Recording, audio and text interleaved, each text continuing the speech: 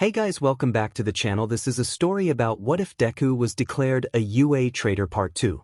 If you guys enjoy this what if and want to see part 3, comment down below and let me know before I start. Please do support for more awesome content and leave a like, and don't forget to subscribe to my channel and also share this video with your friends and check out the description in my playlist.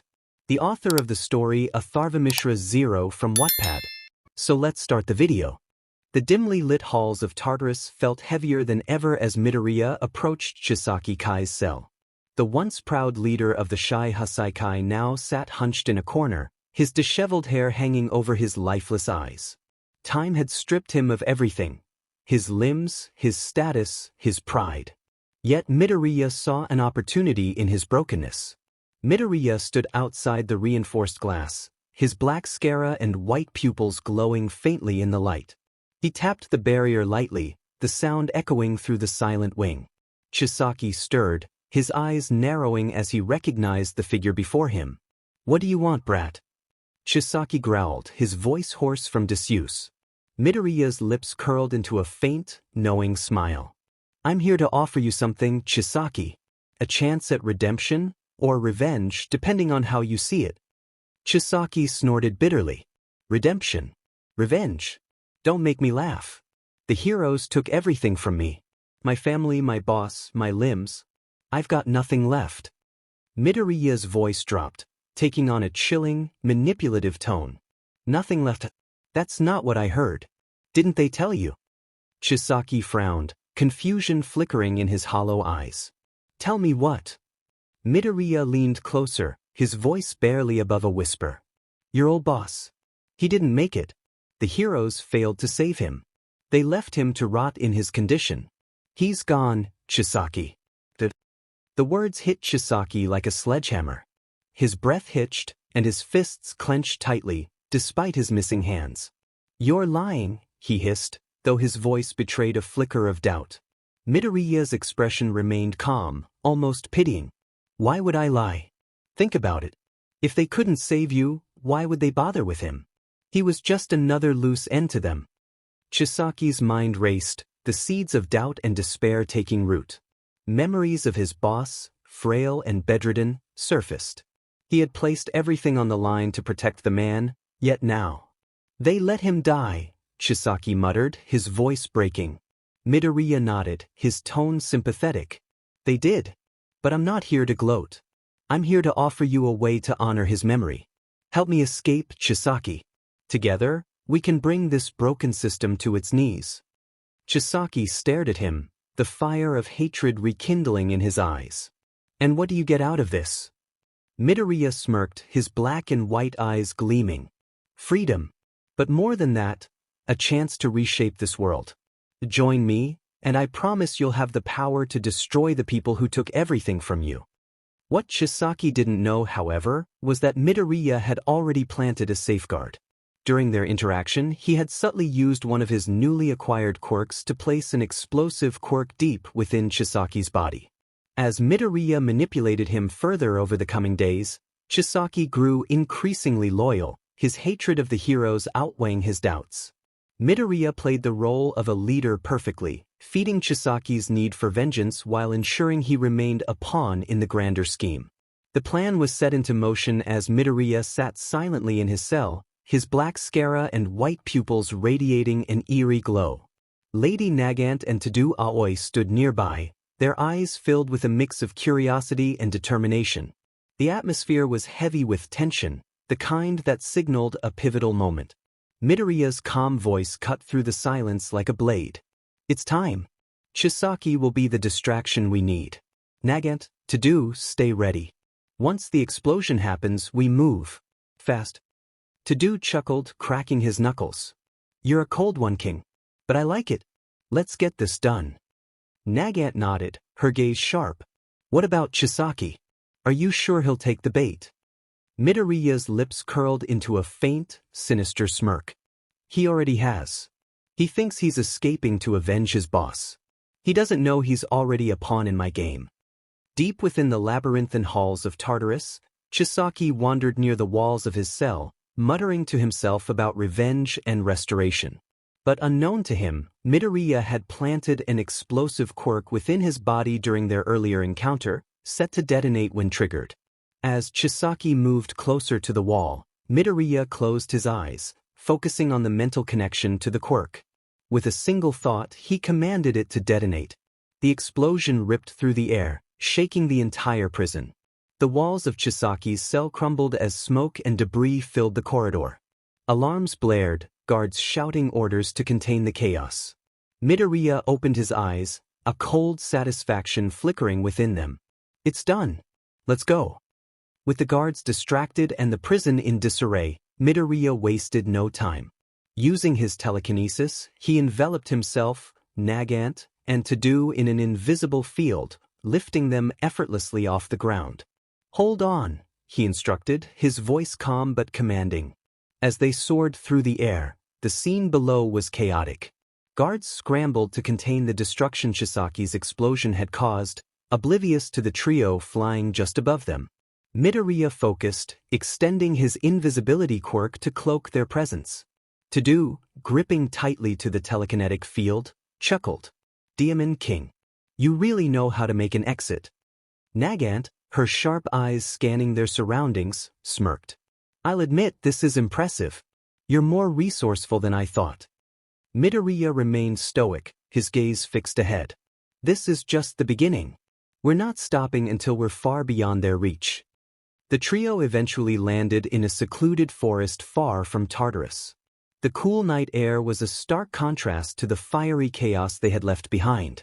Midoriya released his telekinetic hold, allowing them to touch down gently. 𝗫𝗫𝗫 stretched her arms, letting out a rare laugh. Well, that was smoother than I expected. You really had everything figured out. 𝗳𝗏 leaned against a tree, his grin wide. I've got to hand it to you, King. That was badass. Blowing up Chisaki and using the confusion to escape. Genius. Midoriya's expression didn't waver, his voice steady and cold. Chisaki was a means to an end. Sacrifices must be made for the greater plan. 𝗫𝗫𝗫 raised an eyebrow, intrigued. And what's the plan exactly? Midoriya turned to face them, his eerie gaze burning with intensity. To build something stronger than any hero or villain has ever seen. You two are just the beginning. We'll gather power, resources, and allies. And then we'll reshape the world in our image. The silence that followed was heavy, but it carried an unspoken agreement. Midoriya's vision was bold, dangerous, and undeniably captivating. Together, they were free, but their journey was only beginning. As the moonlight filtered through the dense canopy of the forest, Midoriya stepped away from 𝗫𝗫𝗫 and 𝗳𝗏, pulling a small device from his pocket. The faint hum of static greeted him as he activated it, holding it close to his face. He spoke with cold precision, his voice resonating with an eerie calmness. It's me. I've made it out, and I have 2 more with me. Get to my location. You already know where I am. The line was silent for a moment before a deep, steady voice replied, Understood. The is 30 minutes. Midoriya ended the call, slipping the device back into his pocket. He turned to face 𝗫𝗫𝗫 and 𝗳𝗏, who were watching him with curiosity. 𝗳𝗏 raised an eyebrow. You got backup coming? Someone you trust that much? Midoriya's gaze remained unreadable. Trust is irrelevant. Efficiency isn't. They'll get us to where we need to be. 𝗫𝗫𝗫 crossed her arms, leaning casually against a tree. I assume this means you already have a safe house planned out. Midoriya nodded, his tone unwavering. Not just a safe house. A headquarters. The foundation of what we're building. 𝗳𝗏 smirked, clearly entertained. You've got this all figured out, don't you? Must be nice to have people ready to move at a moment's notice. Midoriya glanced at him, his black 𝗧𝗪𝗓 and white pupils gleaming faintly in the moonlight. I don't waste time on uncertainty. Every step, every decision, is calculated. That's why we're not just surviving. We're preparing to dominate. 𝗫𝗫𝗫 gave a small nod of approval. Impressive. If nothing else, you have the vision and the resources to back it up. The trio waited in silence, each lost in their thoughts. The distant sound of a vehicle approaching soon broke the quiet. Midoriya's voice was low but commanding as he addressed them. They're here. Follow my lead. From this point on, we move with purpose. 𝗳𝗏 chuckled, adjusting his stance. Lead the way, kid. Let's see where this ride takes us. 𝗵𝗃𝗃 simply smiled, her sharp eyes glinting in anticipation. Let's get to work. The headlights of an unmarked vehicle pierced through the forest as it rolled to a stop before them. The door opened, and a figure stepped out, their face obscured by shadows. Without hesitation, Midoriya moved forward, signaling for 𝗵𝗃𝗃 and 𝗳𝗏 to follow. The journey was far from over, but the foundation of Midoriya's plans was already beginning to take shape. As the figure emerged from the vehicle, their sharp suit and poised demeanor hinted at a level of professionalism that matched the tone Midoriya had set. Without saying a word, the man opened the back door and gestured for the trio to enter. 𝗳𝗏 whistled low under his breath. You've got quite the operation, King. Show for service too. Midoriya didn't respond, his icy demeanor unwavering. Instead, he gestured for 𝗳𝗏 and 𝗵𝗃𝗃 to get in before stepping inside himself. The interior of the vehicle was sleek and unmarked, designed for discretion and efficiency.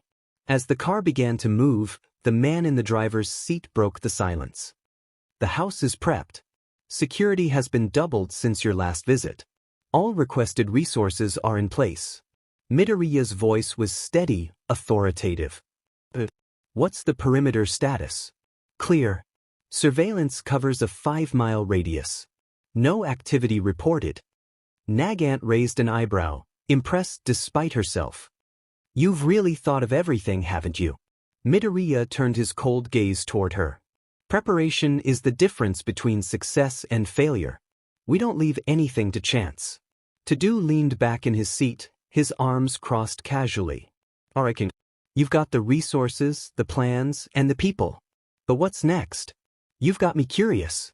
Midoriya didn't answer immediately. He stared out the window, his mind already 10 steps ahead. Finally he spoke. Next, we consolidate. We assess our strengths, fill in our weaknesses, and prepare for what's to come. 𝗳𝗏 smirked.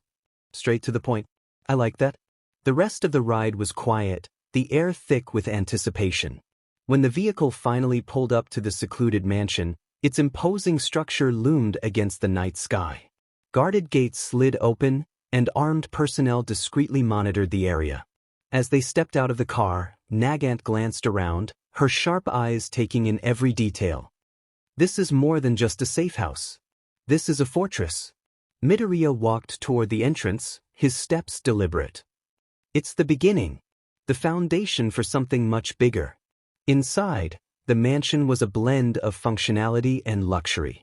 State-of-the-art technology filled the rooms, and every corner seemed designed for either comfort or combat readiness. The man who had driven them handed Midoriya a tablet. Everything is as you requested. The dossiers on potential recruits have been updated, and all funds have been transferred to the designated accounts. Midoriya nodded, his cold gaze scanning the information. Ensure our movements remain untraceable. I'll handle the rest. 𝗳𝗏 clapped a hand on Midoriya's shoulder, his grin wide. You've got a hell of a setup here. I'm starting to think I made the right choice following you. Midoriya turned to face him, his expression unreadable. You'll see soon enough. 𝗵𝗃𝗃 leaned against the wall, her arms crossed. So, what's the first move from here? Midoriya's eyes darkened, the weight of his ambition reflected in his gaze. We build. We train. And when the time comes, we take everything. The room fell silent, the gravity of his words settling over them. This wasn't just the start of an escape, it was the start of a revolution. Midoriya's cold gaze turned toward 𝗳𝗏, a faint smirk tugging at his lips. Well, 𝗳𝗏, here's your ticket to meet your favorite ideal, Takada-chan. A personal meeting. I arranged it just for you, he said, his voice low and smooth, yet carrying an edge of amusement. 𝗳𝗏's eyes lit up with excitement, his usually calm demeanor breaking for a moment. Takada-chan. Seriously? He asked, leaning forward eagerly. You're not messing with me, are you? Midoriya's smirk grew slightly, though his expression remained otherwise detached. Why would I waste time messing with you? I have other things to focus on. But, he added, his voice lowering ominously, don't forget who arranged it. This isn't just a favor. 𝗳𝗏 leaned back, his grin wide. Fair enough, king. If this is for real, you've earned my loyalty twice over. 𝗵𝗃, watching the exchange with a raised brow, crossed her arms. And what about me? You have any personal meetings or surprises planned for me, oh great king?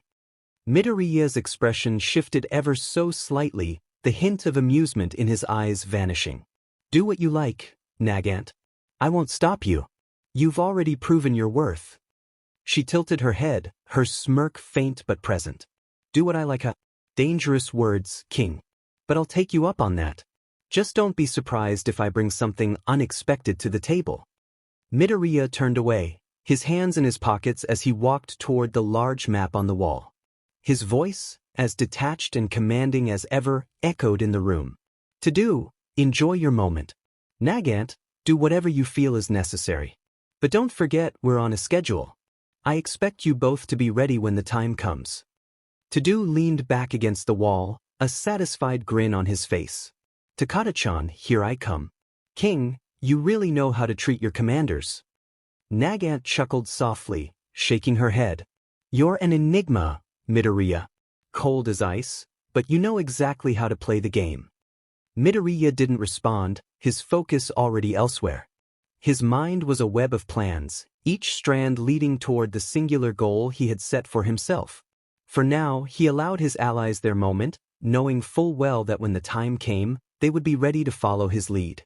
As 𝗳𝗏 smirking to himself as he said to himself, I will have my revenge, you shitty beasts. I will take all the things that you all love, especially you Katsuki. I won't stay silent till I finish everything that you care about, your hero status, your pride, and worst, your quirk. I will make you feel like Deku that you made me feel all those years. Because of you I lost everything I cared about. As Midoriya he was there in rage as we see his raging face. Midoriya stood in front of the mirror, adjusting the sleek black suit he had chosen for today.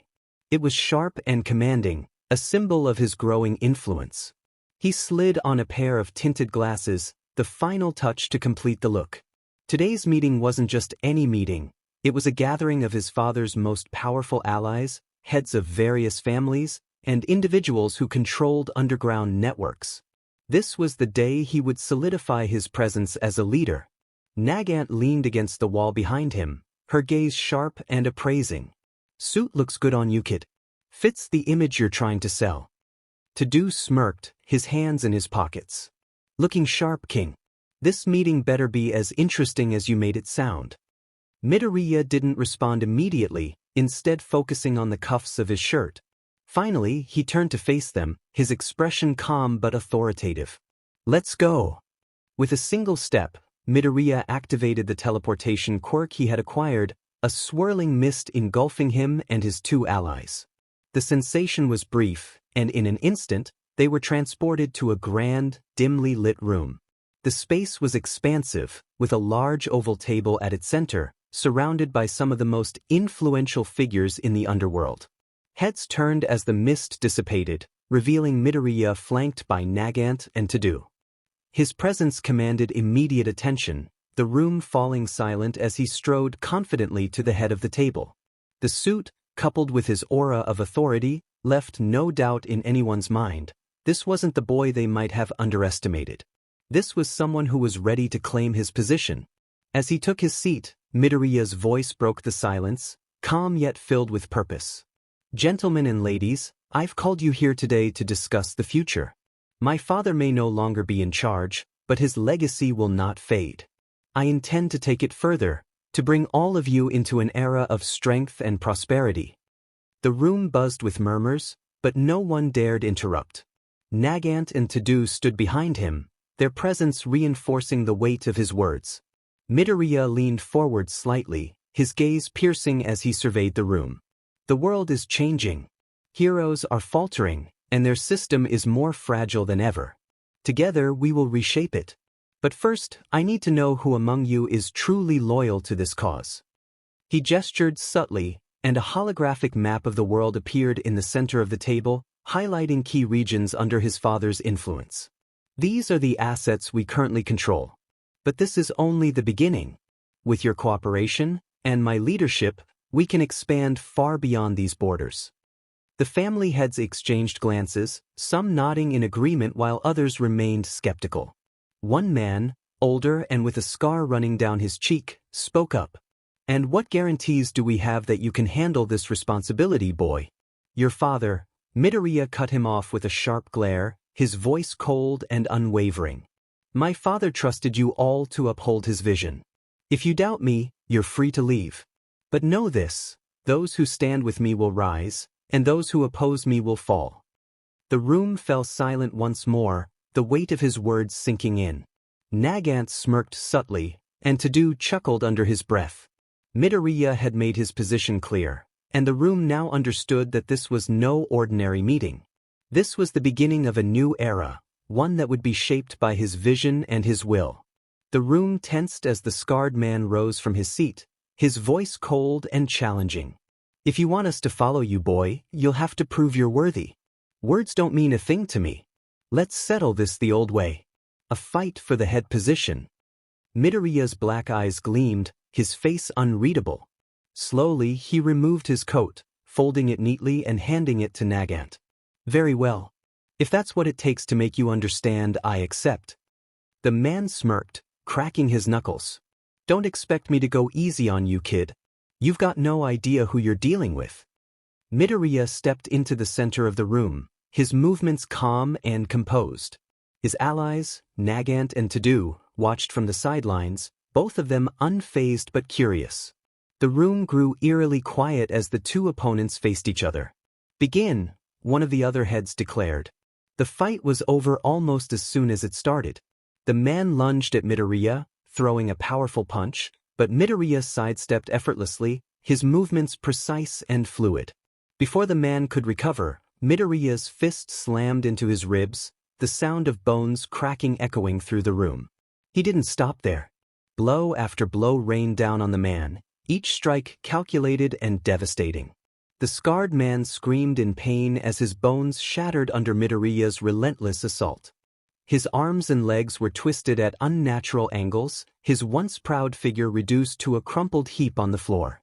By the time Midoriya stepped back, the man's entire body was a mangled mess, his bones turned to powder, and his muscles reduced to jelly. The dimly lit room carried an oppressive atmosphere, heightened by the scent of BLD and the sight of carnage. Midoriya stood at the center, his back facing the rest of the crowd, his hands dripping with crimson evidence of the destruction he had wrought. The once proud head of the opposition lay crumpled and broken, his entire body shattered beyond recognition, reduced to little more than a limp mass of flesh and bone powder. Around him, his loyal followers lay battered and groaning, too terrified to even crawl away. Midoriya slowly turned his head, revealing his haunting appearance. His black sclera and glowing white pupils cut through the shadows, an unrelenting gaze that sent shivers down the spines of everyone present. His messy black hair framed his face like a shadow, amplifying the terrifying aura that emanated from him. The room was deathly silent as his cold, steady voice broke the stillness. "Does anyone else have a problem? Like him?" No one dared move. No one dared speak. Each breath was held as the fear of drawing his attention gripped the remaining heads. The oppressive air around Midoriya made it clear, challenging him meant more than defeat, it meant utter destruction. His gaze swept over the room, locking eyes with each person for a brief moment, ensuring his message was clear. Satisfied, he adjusted his coat, ignoring the BLD staining his hands. The air felt heavier as he moved back to his seat, each step a quiet reminder of his 𝗵𝗄𝗃. "Good," he murmured, his tone as calm as it was menacing. "Now let's proceed." As the meeting concluded and the room began to empty, Midoriya remained seated, his piercing gaze locked on the retreating figures of the family heads. He glanced at 𝗳𝗏 and 𝗫𝗫𝗄𝗃, signaling them to stay behind. The room fell silent once more, leaving only the sound of the faint wind seeping through the cracks in the walls. "I've decided on the commanders," Midoriya announced, his voice calm yet commanding. "These positions aren't just for show, they're the backbone of what we're building. Only those worthy of carrying the weight of this family's future will stand at my side." 𝗳𝗏 nodded, his expression serious. "Who do you have in mind?" Midoriya turned to him, his black sclera eyes narrowing slightly. You and 𝗫𝗫𝗃 are two of them. Your strength and loyalty are unquestionable. The third. He paused for a moment, as if considering the gravity of his next words. Will be someone with both the power to crush mountains and the wisdom to guide armies. I already have candidates in mind. They're not just allies, they're assets we can rely on. 𝗫𝗫𝗃 tilted her head, intrigued. And when will we meet them? Not yet, Midoriya replied, standing up and walking toward the open balcony that overlooked the city. When the time is right, you'll see them in action. Until then, prepare yourselves. The battles ahead won't wait for anyone. As he stepped onto the balcony, the moonlight bathed his figure, making the BLD on his coat gleam faintly. The weight of his authority seemed to ripple through the air as he looked up at the vast night sky. For a moment, there was only silence, broken by his words that resonated like a decree. To those who know not the absence of power, he began, his voice calm but imbued with an otherworldly authority, look toward the sky with your shattered ego. The one sky that no one could enter. Until the king was roused from his slumber. His words hung in the air like a proclamation, carrying with them the weight of his determination and vision. Behind him, 𝗫𝗫𝗃 and 𝗳𝗏𝗧𝗏 exchanged glances, understanding the gravity of his message. This was not just a declaration of his authority, it was a promise to the world that Midoriya was ready to claim his rightful place at the top. The night stretched on, but the resolve in Midoriya's eyes was unwavering. The king had indeed awakened, and the world would soon come to know the full extent of his power. As Midoriya stood on the balcony, his proclamation hung in the air like an unshakable decree. The weight of his words was not just for the family heads, it was a reflection of his journey, his pain, and his transformation. The king he spoke of was not just a title or symbol, but a testament to the strength forged from his brokenness. Once shattered by the world's cruelty, Midoriya had rebuilt himself into something far greater, something unyielding. He clenched his fists briefly, gazing at his blood-stained hands. Brokenness, he muttered to himself, is not the end, it's the beginning. His voice was low, but 𝗳𝗏𝗍𝗏 and 𝗫𝗫𝗃 heard him, their eyes reflecting a newfound respect for the man they followed. With a deep breath, Midoriya turned, his expression sharp and composed. He walked back into the room, removing the bloodied coat from his shoulders. A nearby subordinate quickly handed him a clean towel, and he wiped his hands meticulously, erasing the last traces of the violent encounter. When he was done, he took a fresh black coat, one that seemed to amplify his already intimidating presence. He adjusted the collar and turned toward 𝗳𝗏𝗍𝗏 and 𝗫𝗫𝗃. Come, he said simply, his voice steady but commanding. We're leaving. Without hesitation, they followed him. Midoriya raised his hand, activating his teleportation ability, and in a flash, they disappeared from the family estate. In an instant, they reappeared at their base, a fortress of steel and shadows that reflected Midoriya's ironclad resolve. The air there was heavy with purpose, the faint hum of machinery and quiet murmurs of loyal allies filling the atmosphere. Midoriya stepped forward, his boots echoing against the floor, and glanced over his shoulder at 𝗳𝗏𝗍𝗏 and 𝗫𝗫𝗃. This base, he said, is not just a sanctuary. It's a symbol of our strength, a place where we build the future I've envisioned. His gaze sharpened, his tone unyielding. You are my commanders, and with you by my side, there is nothing we cannot accomplish. 𝗳𝗏𝗍𝗏 smirked, nodding in agreement. Understood. We'll follow you to the end.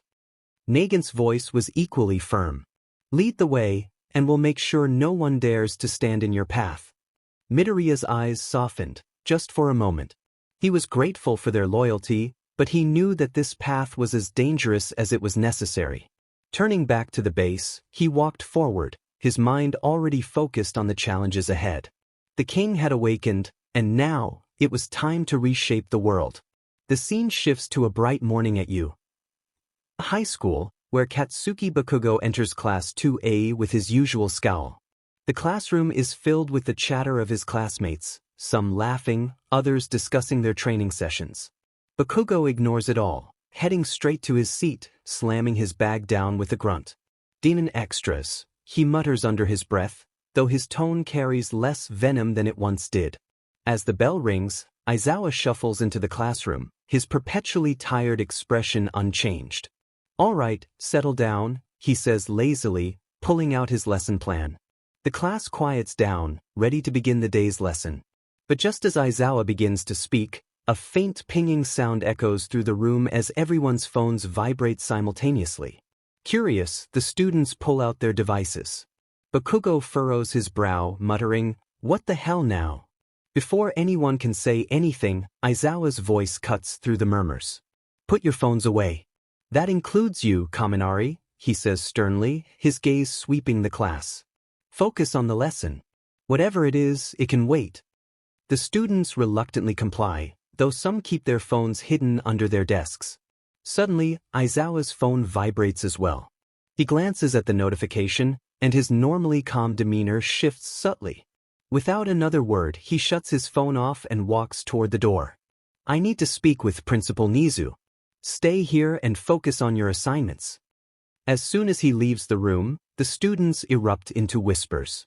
"What do you think it is?" Mina asks, leaning over to Kirishima.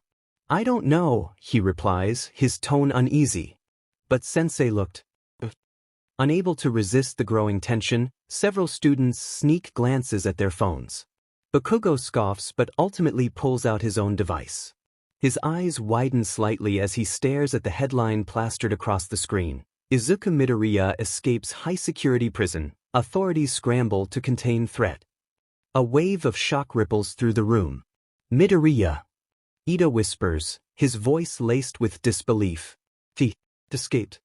Mina covers her mouth, her eyes wide. "But how? That prison was supposed to be unbreakable." Todoroki's usually stoic expression falters. "This isn't good," he mutters. Bakugo's grip on his phone tightens as he glares at the screen. His mind races with questions, but one thought dominates. "Deku, what the hell are you doing?" Meanwhile, in Principal Nizu's office, 𝗧𝗏𝗧 enters to find Nizu and All Might seated across from one another. The atmosphere is tense. All Might, his face drawn with concern, turns to 𝗧𝗏𝗧 as he steps in. "𝗧𝗏𝗧," All Might says, his voice low, "is it true? Did he really escape?" 𝗧𝗏𝗧 sighs, rubbing the bridge of his nose. The reports seem to confirm it. He's out, and no one knows how he managed it. All Might's hands clench into fists, a mix of guilt and worry clouding his expression. I need to find him. There's no telling what he might do." Nizu interjects, his calm demeanor betraying the gravity of the situation. "Before we act, we need to assess the situation carefully." Midoriya's escape raises questions, not just about how he managed it, but what his intentions are now. 𝗧𝗏𝗧 nods, his face grim. "We need to prepare for the worst. If he's gone rogue, we'll have to stop him. No matter what." The room falls silent, the weight of their task settling heavily on their shoulders. Outside, the students of Class 1A grapple with the revelation, the image of their once friend and classmate now painted in a chilling new light. In the tense atmosphere of Principal Nizu's office, 𝗧𝗏𝗧 absorbs the troubling news All Might just shared. The silence is broken by Nizu, who says, "There's something else the media hasn't disclosed yet." 𝗧𝗏𝗧 raises an eyebrow, his expression growing darker. "What is it?" Nizu sighs, folding his hands. Alongside Midoriya's escape, two others manage to break out, Lady Nagant and a young man by the name of 𝗳𝗏𝗧𝗏𝗧. The name seems to ring a bell for 𝗧𝗏𝗧. He narrows his eyes and leans forward slightly. 𝗳𝗏𝗧𝗏𝗧? You mean that boy? The one who's supposedly the protege of her, that demon woman, Yuki Tsukumo. The so-called hero, who barely lifts a finger to help and spends all her time globetrotting. All Might's eyebrows furrow, clearly familiar with the controversial reputation of Yuki Tsukumo. Wasn't he being detained for his involvement in a classified incident? Something even the Hero Commission refused to disclose. Nizu nods solemnly. Precisely. 𝗳𝗏𝗧𝗏𝗧 isn't just any escapee. He's an incredibly dangerous variable. From what we've gathered, his potential and abilities rival even some of the best pro-heroes. Yuki Tsukumo may not have been much for conventional hero work, but her teaching methods seem to have created someone formidable. Izuku rubs his temples, muttering, "Just great." As if Midoriya wasn't enough of a headache already. "Have you contacted 𝗧𝗵𝗲 about this?" 𝗵𝗃 shakes his head. "Not yet. 𝗧𝗵𝗲 has always been elusive. Tracking her down is proving difficult. But we're prioritizing it. If anyone has insight into 𝗳𝗏𝗧𝗛𝗔𝗍's plans or mindset, it would be her." Izuku scoffs. Evasive as always. Typical of her. "We might as well prepare for the worst. If 𝗳𝗏𝗧𝗛 is involved, and he's aligned himself with 𝗵𝗃𝗃 or Midoriya, then things are going to spiral out of control fast." All Might clenches his fists. "We can't let this happen.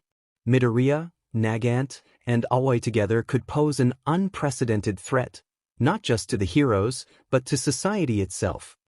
Nizu, ever calm, nods. "We need to act swiftly but intelligently. I'll reach out to our contacts, including any resources Yuki 𝗧𝗵𝗲 might have left behind.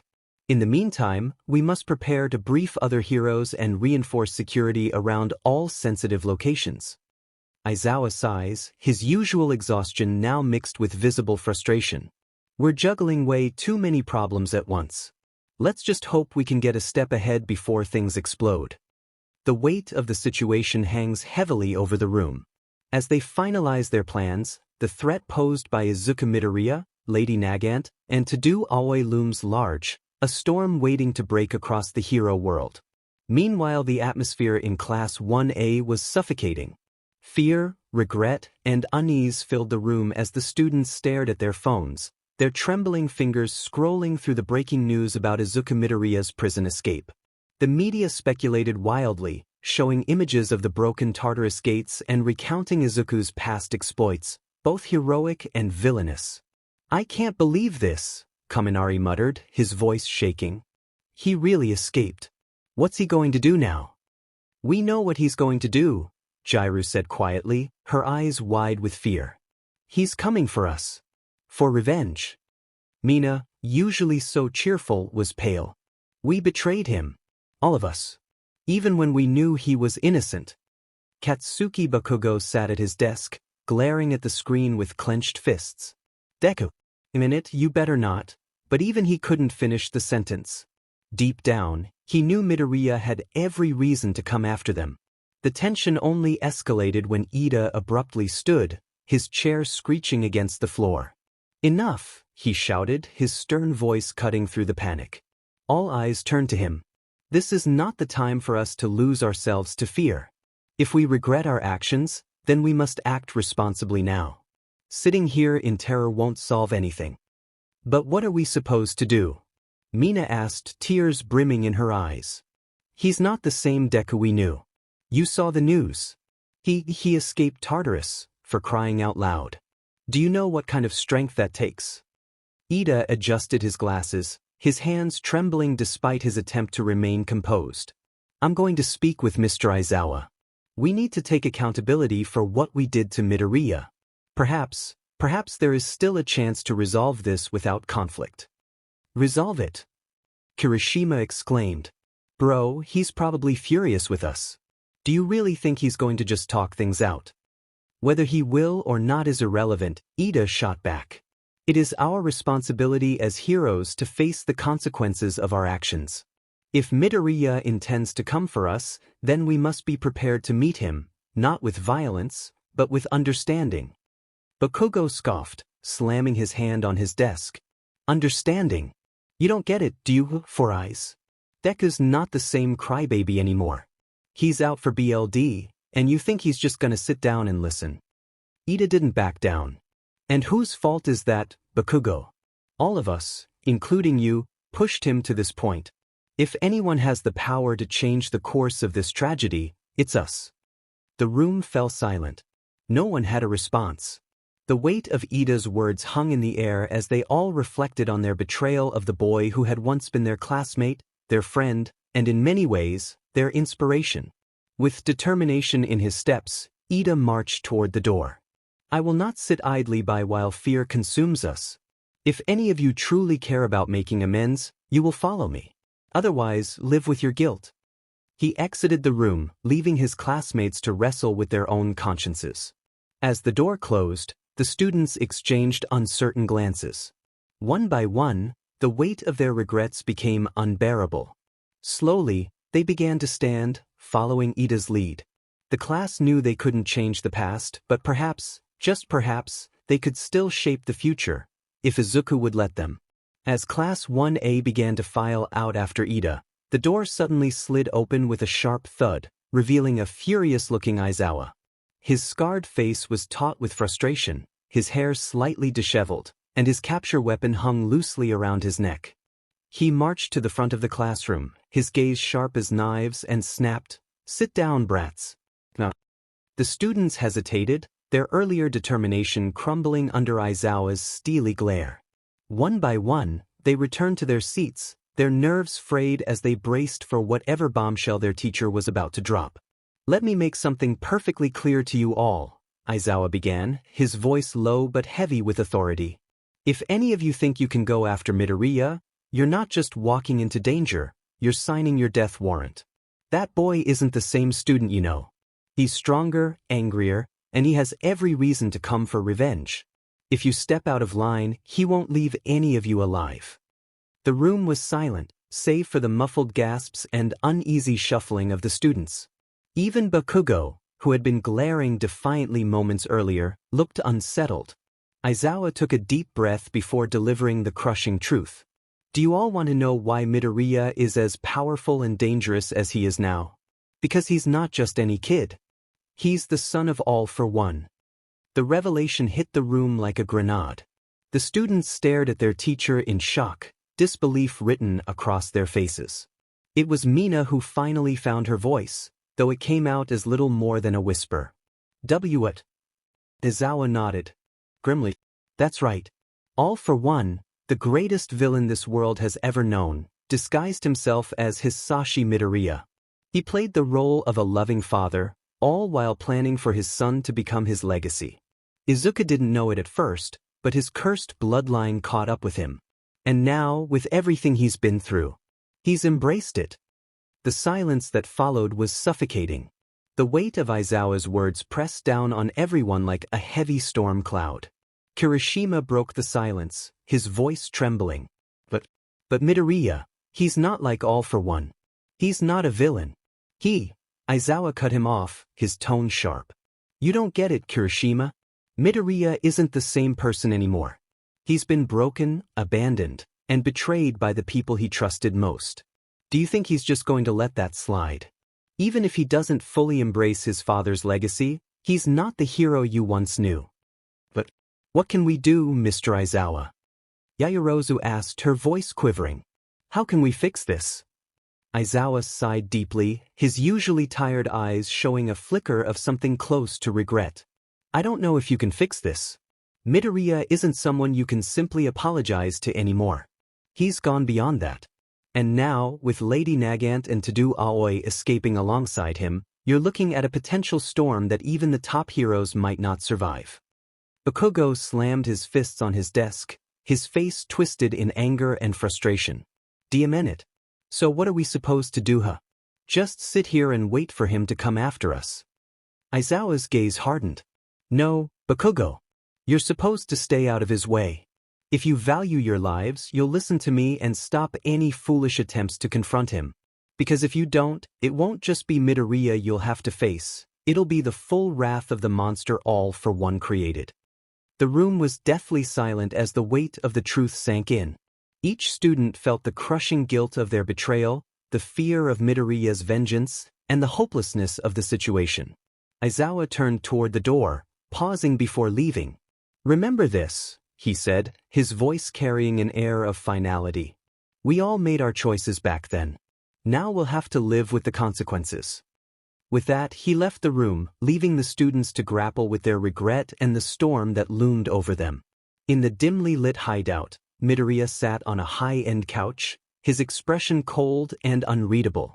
The flickering light of a monitor illuminated his sharp features, his black sclera and white pupils giving him an otherworldly, almost haunting appearance. He clenched his fists, the familiar pang of longing tightening in his chest. "I need to get my mom's ashes," he murmured, his voice barely above a whisper. His words hung heavy in the air, yet carried with them a determination that felt unshakable. He turned to Lady Nagant and 𝗳𝗏𝗍𝗄, who stood silently nearby. "You two stay here.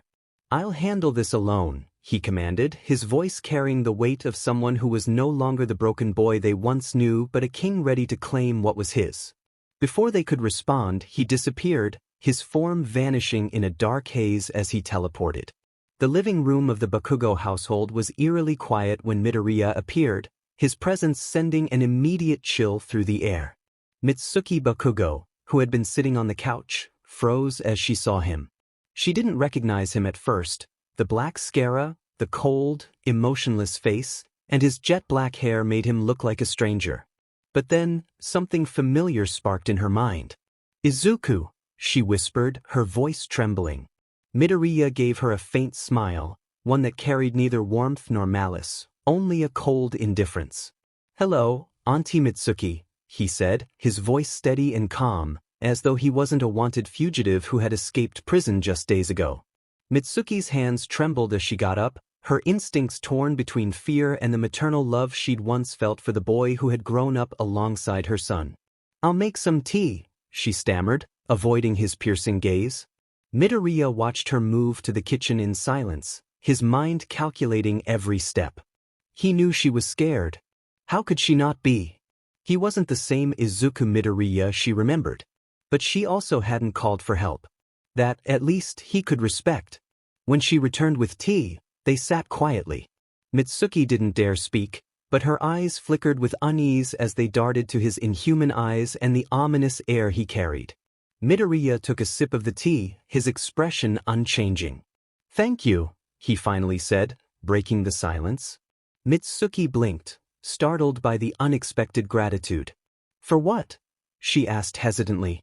"For taking care of my mom's funeral," he replied. His voice didn't waver, but there was a heaviness in his tone that made her chest tighten. Mitsuki swallowed hard, unsure of how to respond. Before she could say anything, Midoriya stood, his presence towering over her. "For that, I'll let you live. But your son won't have this opportunity," he said coldly. Mitsuki's eyes widened in horror, but before she could react, he moved swiftly, knocking her out with a precise strike. As her body slumped onto the couch, Midoriya crouched down, his hand glowing faintly as he used a quirk to erase her memory of the encounter. "You don't need to remember this," he murmured, his tone almost gentle. He moved through the house with purpose, collecting everything that had belonged to his mother. Her sweater, her degree, and a few other keepsakes she had cherished. When he was done, he glanced back at Mitsuki, her unconscious form lying peacefully on the couch. Without a word, he teleported away. Midoriya reappeared in his old apartment, the air thick with dust and the faint scent of neglect. He moved through the familiar space, his chest tightening with every step. The memories of his childhood, of his mother's laughter, of her unwavering love, all of it came flooding back. He methodically collected everything she had left behind, ensuring no memory was forgotten. Then, as he opened the fridge, he froze. Inside, preserved as though waiting for him, was a serving of katsudon, his favorite dish. It was old but still intact, a testament to his mother's care and love, even in her final days. Midoriya's breath hitched as he took the bowl out, heating it quietly. The apartment was silent except for the faint hum of the microwave. When the dish was ready, he sat at the small table, his hands trembling slightly as he took his first bite. The familiar taste hit him like a wave, and for the first time in years, tears began to fall. They were silent, thinning down his cold, stoic face as he ate. He didn't sob or cry out, but the pain in his heart was evident in every tear that escaped. He finished the katsudon in silence, his mind replaying every moment he'd shared with his mother. Her voice, her smile, her unyielding love, all of it felt so distant yet so close. As he set the bowl down, he whispered, his voice cracking for the first time in what felt like an eternity, "I'm sorry, Mom."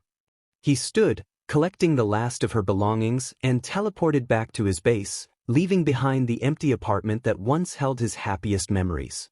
Midoriya reappeared in his hideout, the soft hum of energy from his teleportation quirk fading into the stillness of the room. Lady Nagant and 𝗳𝗏𝗍𝗄 were seated nearby, the faint tension of the base replaced with an uneasy silence as they noticed the change in his demeanor. His usual cold and calculating presence seemed heavier, his movements slower, as if the weight of his actions had finally settled on his shoulders.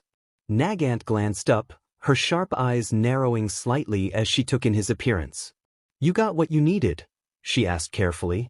Midoriya nodded, placing the items he had taken on a table, a neatly folded sweater, a framed degree, a few personal trinkets, and finally, an urn containing his mother's ashes. His hands lingered on the urn for a moment before he straightened, his face once again a mask of emotionless resolve. "Everything important," he replied, his voice calm but strained. 𝗳𝗏𝗧𝗛𝗍 observed him from his seat, unwrapping a fresh lollipop as he spoke. "You're quieter than usual," he remarked. "Did something happen?" Midoriya didn't respond immediately. He walked over to a basin of water nearby and began to wash his hands, scrubbing away the faint remnants of dust and grime from the apartment. He looked at his reflection in the rippling water, the black sclera and white pupils staring back at him like a stranger. "I ate her 𝗬𝗏𝗧𝗏," he finally said, his voice barely audible. 𝗫𝗫𝗄𝗃 and 𝗬𝗏 exchanged a glance, the weight of those words sinking in. It wasn't just about the food, it was about the connection, the memories, the life he had lost. 𝗫𝗫𝗄𝗃 stepped closer, her expression softening just enough to be noticeable. "And?" she prompted gently. Midoriya dried his hands on a towel, his movements methodical, almost robotic. "It tasted the same," he said, his voice empty. "But it felt different. Everything does now." The room fell into a heavy silence, the unspoken pain in his words filling the air. 𝗫𝗫𝗄𝗃 placed a hand on his shoulder, her grip firm but understanding. "You don't have to carry it all alone, you know," she said. "We're here." 𝗳𝗏𝗧𝗏 chimed in, his tone casual but sincere. "Yeah, and if you ever want to talk or, I don't know, fight it out, I'm around." Midoriya gave them both a faint nod, his gaze flickering to the items on the table. "Thank you," he said simply. It was rare for him to express gratitude, but in that moment, it felt necessary. He turned away, his mind already shifting back to the tasks ahead. There was no time for mourning, no space for vulnerability, not yet. He had plans to make allies to gather and enemies to crush. But as he moved to the center of the room, preparing to focus on his next steps, his voice carried one final whisper, almost too soft to hear. "She would have liked you both." 𝗫𝗫𝗄𝗃 and 𝗳𝗏𝗧𝗏 froze, their expressions momentarily stunned. But before they could respond, Midoriya straightened, his cold, calculating demeanor returning like a mask firmly in place. "We have work to do," he said, his tone commanding once more. "Prepare yourselves. We're just getting started." And with that, the king who had risen from his slumber resumed his march toward destiny, carrying the weight of his past in silence, even as the fire of his resolve burned brighter than ever. Aizawa rushed to the teacher's office faster than he'd ever moved before. His heart raced, his mind plagued with questions. This wasn't just another crisis. This was personal, something that struck deep within him and his colleagues. The moment Aizawa entered the teacher's office, he found his colleagues already gathered. Mike, Midnight, Nizu, and even All Might, their faces drawn in concern. The air was heavy with tension, and the weight of the situation pressed down on everyone present. Aizawa took a breath, his voice breaking the strained silence. "Is it true?" Everyone in the room knew exactly what he was referring to, the explosion at Tartarus. The news was spreading like wildfire. 3 inmates had escaped: Izuku Midoriya, Lady 𝗫𝗫𝗄𝗃, and 𝗵𝗃. Each of them dangerous in their own way, and each raising 1,000 questions. Nizu nodded solemnly, his tiny paws folded in front of him. "It's confirmed. Midoriya, 𝗫𝗫𝗄𝗃, and 𝗳𝗏𝗧𝗏 have all escaped. As of now, we have no leads on their whereabouts." Aizawa's voice grew more insistent. "What about Yuki Tsukumo? And Detective 𝗬𝗏𝗁𝗃? Why haven't we heard anything from them?" Nizu's expression darkened. "Detective 𝗬𝗏𝗁𝗃 is still unavailable. He's working closely with the commission to assess the situation at Tartarus. As for Yuki Tsukumo," he hesitated, which was rare for him. "She's gone missing. We suspect she may have been involved, but nothing is confirmed. The room fell silent, the implications of Nizu's words weighing heavily on everyone. Months ago, when Izuku Midoriya had first been arrested, Aizawa had been convinced it was the right call. The evidence had seemed irrefutable. A notebook filled with detailed information about every hero, from their quirks to their weaknesses. Names like 𝗵𝗲𝗍𝗪, Death Arms, even Aizawa himself, were listed with terrifying precision. And then there was the testimony.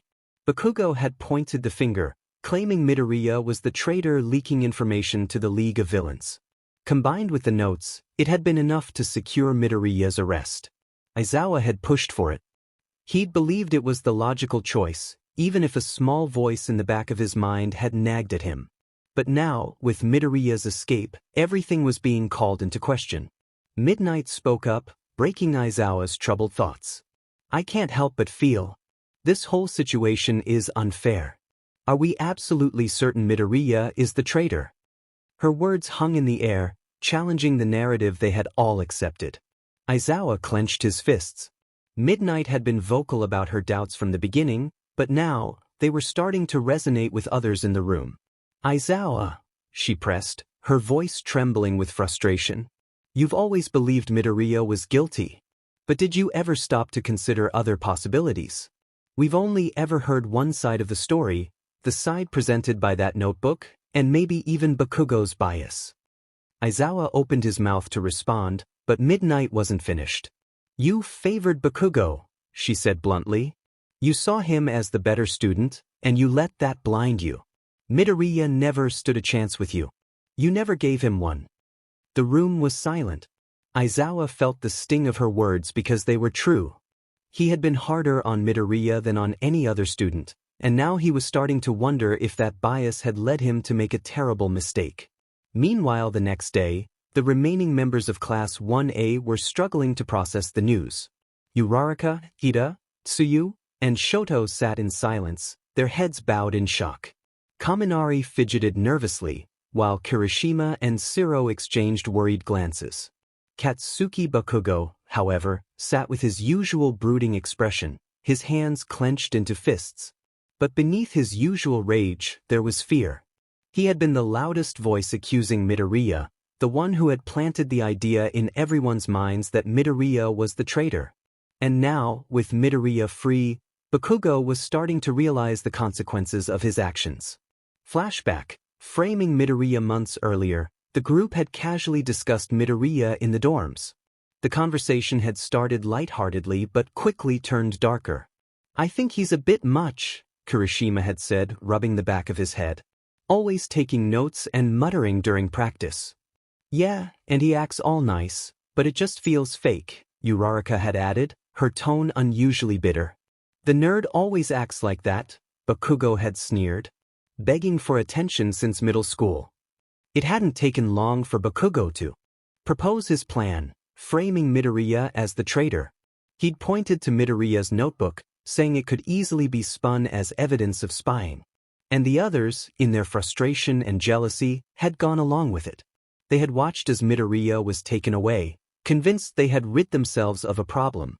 But now, with Midoriya free, the guilt was starting to eat at them. Back in the teacher's office, Aizawa stood by the window, staring out at the training grounds but not really seeing them. Midnight's words echoed in his mind, "You never gave him a chance." Nizu spoke up again, his voice soft but firm.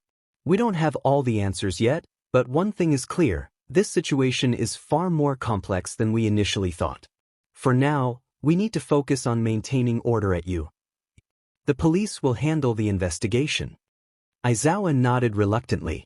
But deep down, he couldn't shake the feeling that they had made a terrible mistake, and that Midoriya, Nagant, and 𝗳𝗏 were only the beginning of their problems. As he is still regretting the words Nomiuri said and how much deep involved, he is in it as well. Flashback, it should have changed everything months ago. Nomiuri's voice exploded through the room, and every pair of eyes turned to her. Her usual playful demeanor was gone, replaced by unbridled fury. She marched straight up to Aizawa, jabbing a finger into his chest.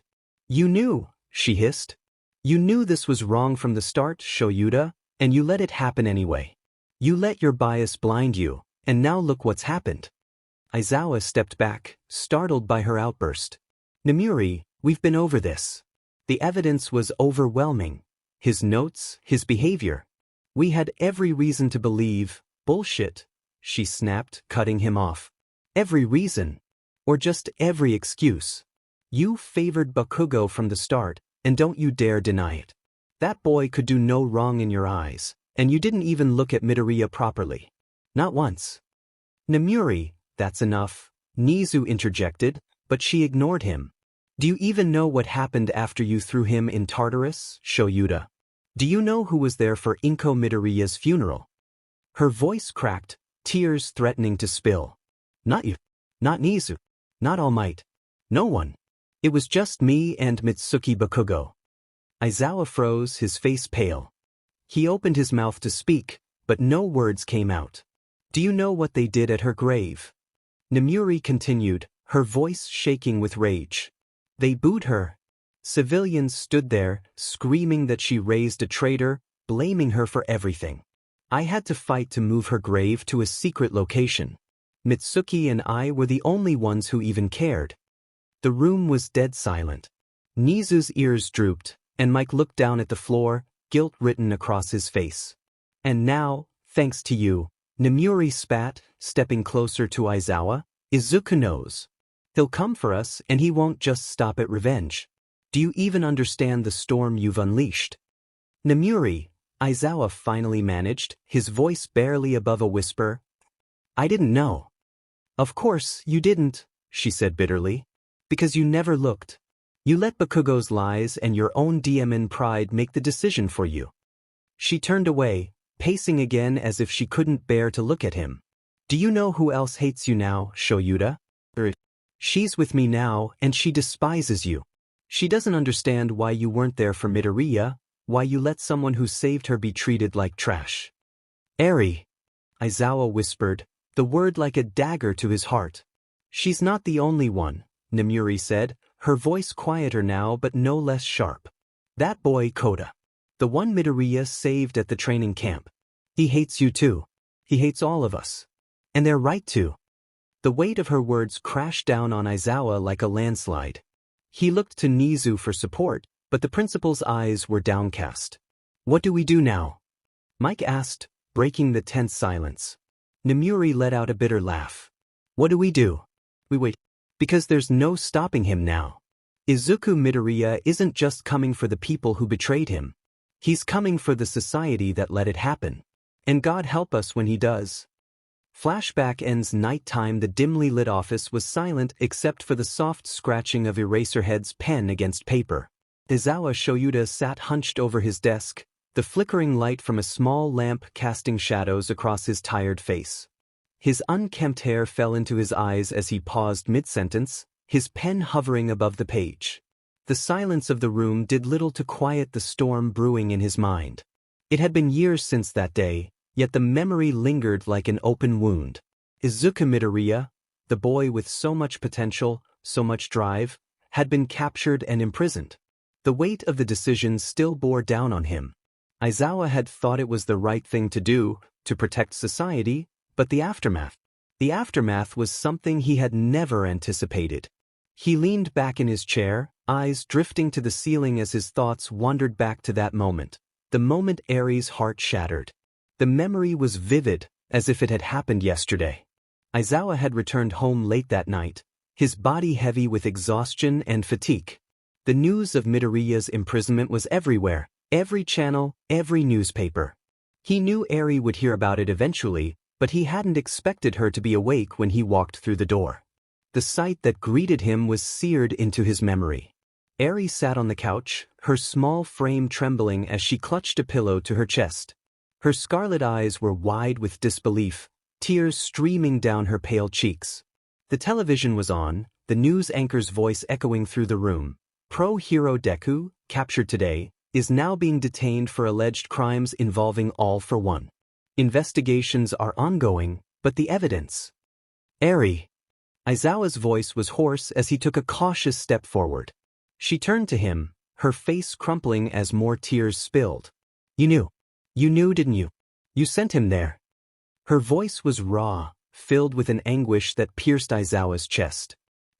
"Eri, it's not that simple," he began, his tone careful but firm. "Midoriya made choices." "Shut up," she screamed, her tiny hands balling into fists. "You're lying. You're a liar. My brother didn't do anything wrong." Izuku froze, stunned by the venom in her words. She had never spoken to him like this before. "I hate you," Eri shouted, her voice cracking with the force of her emotions. "You're a monster. How could you do this to him? To me?" "Eri, listen to me." "No. I don't want to listen to you," she interrupted, standing up abruptly. Her small frame seemed to radiate with anger and heartbreak. "I called Auntie Nomuri. She's coming to get me. I don't want to stay here with you." Izuku felt his stomach drop. "Eri, I don't care. You took him away. I hate you. I hate you so much. If you died, I wouldn't even come to your grave." Her words cut deeper than any villain's attack ever could. Izuku stood frozen as Eri ran to her room, slamming the door behind her. He could hear her sobbing, her cries muffled but no less heartbreaking. Back in the present, Izuku rubbed his temples, his exhaustion amplified by the weight of his memories. He had tried to protect her, to shield her from the chaos of the world, but in doing so, he had inadvertently caused her the greatest pain she had ever known. He had watched her cry herself to sleep that night, her sobs echoing in his mind long after the house had gone silent. It had been the first time since her rescue that she had cried so openly, so brokenly. And it was the first time she had directed all her pain at him. Izuku sighed, his hands tightening into fists. He had made his choice, believing it was for the greater good, but it had come at a cost he hadn't foreseen. And though Eri's words had been spoken in anger and grief, they had left a scar on his heart that refused to heal. "I failed her," he muttered to himself, his voice barely audible in the quiet room. "I failed them both." The thought of Eri's tear-streaked face and trembling voice haunted him still, a constant reminder of the fragile line he walked as both a hero and a guardian. Meanwhile, with 𝗂𝗵𝗃𝗧𝗏, the sky was a somber gray, as if the heavens themselves mirrored the turmoil in young 𝗂𝗃𝗧's heart. He ran with all his might, his small legs pounding against the dirt path that led away from his aunt's home. His backpack, hastily packed with essentials, bounced on his back as tears streamed down his face. He didn't care where he was going. All he knew was that he needed to find his brother, his real brother, Izuku Midoriya. "Koda! Stop!" His Aunt 𝗵𝗃𝗄 shouted from behind him, her voice cracking with desperation. But Koda didn't stop. He couldn't. His brother, his hero, was in trouble, and he wouldn't let anyone stand in his way. Not even his aunt. "Koda, please." 𝗵𝗃𝗄's voice grew closer as she chased after him, her breath ragged.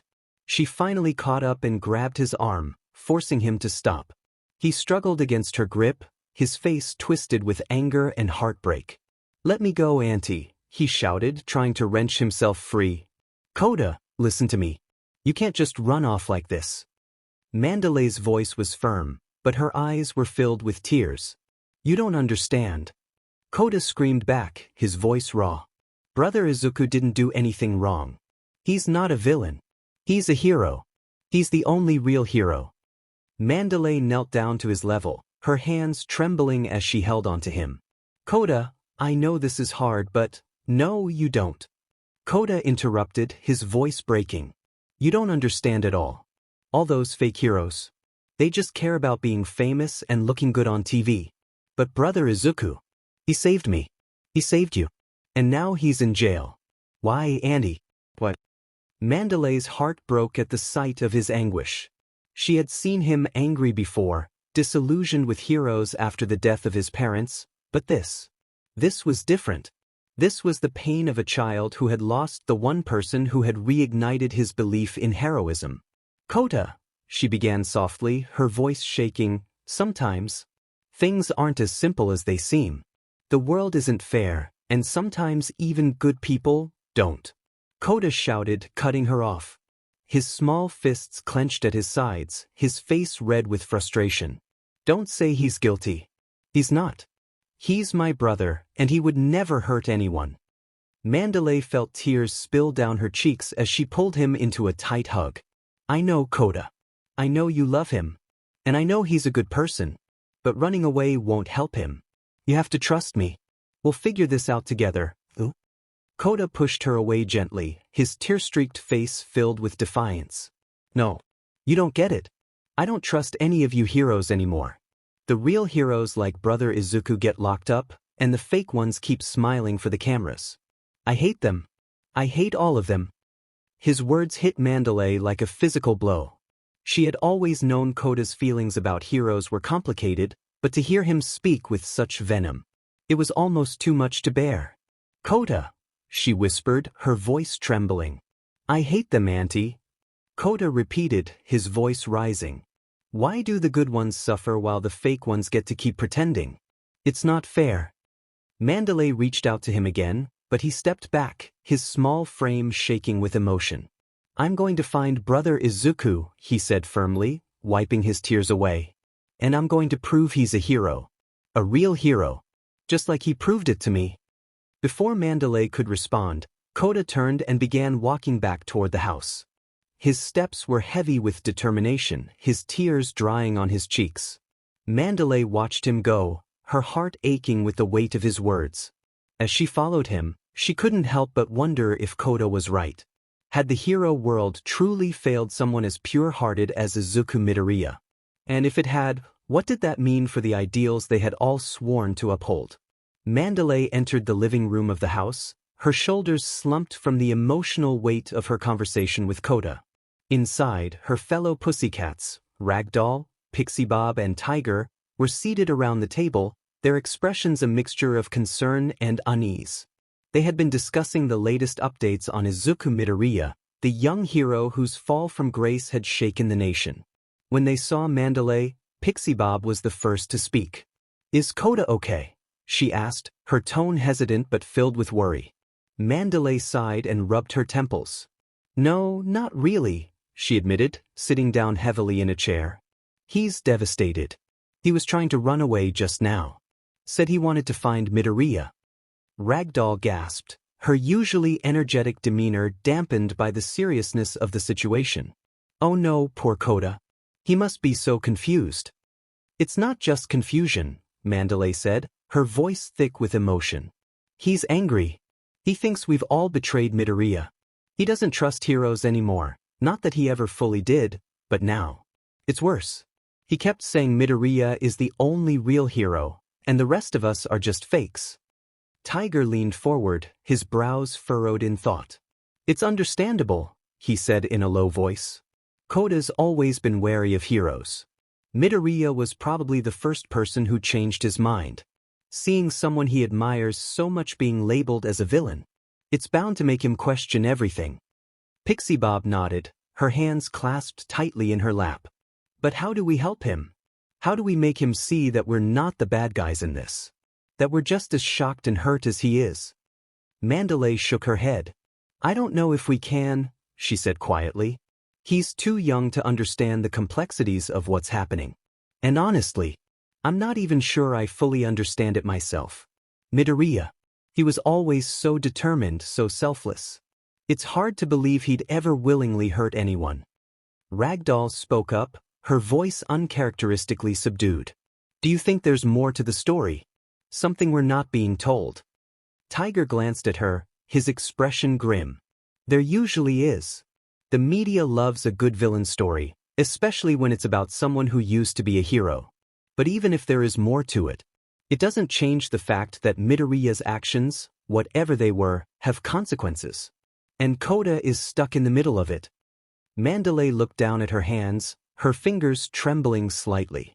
When I held him just now, he was shaking so much. He kept saying that it's not fair, that the real heroes get punished while the fake ones thrive. And you know what? He's not wrong. Midoriya didn't just save 𝗂𝗃 that day at the training camp. He gave him hope. And now that hope is gone. The room fell silent, the weight of her words settling over them like a heavy fog. For a moment, no one knew what to say. Finally, Ragdoll spoke, her voice firm despite the sadness in her eyes. Then we need to be there for him. Even if he doesn't trust us right now, even if he's angry, we can't give up on him. 𝗂𝗃 needs to know that we're still his family, no matter what. 𝗵𝗃𝗍 nodded, though her heart still ached.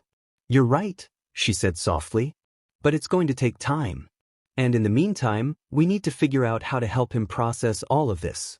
Because right now, he's carrying the weight of the world on his little shoulders." Pixie Bob reached across the table to place a comforting hand on 𝗵𝗃𝗍's arm. "We'll get through this together," she said, her voice gentle but resolute. "For Koda. And for Midoriya." 𝗵𝗃𝗍 managed a small smile, though her eyes remained clouded with worry. "I hope so," she said quietly. "I really hope so."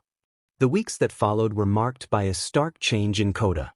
He no longer ran to greet his aunt when she came home. He barely spoke during meals.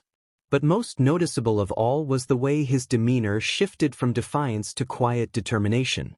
Koda spent hours in solitude, training by himself.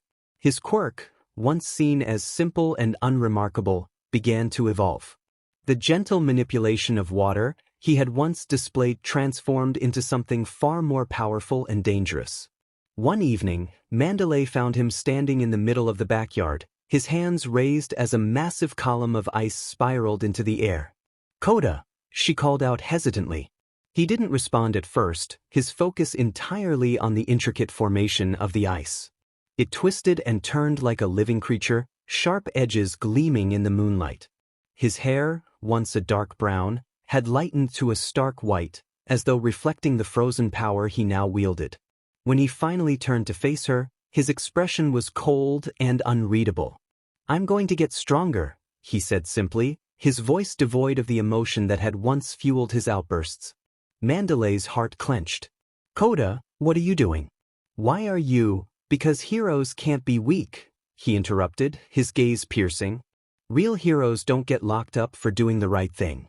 If I want to save brother Izuku, I need to be strong enough to fight for him. Strong enough to prove he's innocent." 𝗵𝗃𝗍 stepped forward, placing a hand on his shoulder.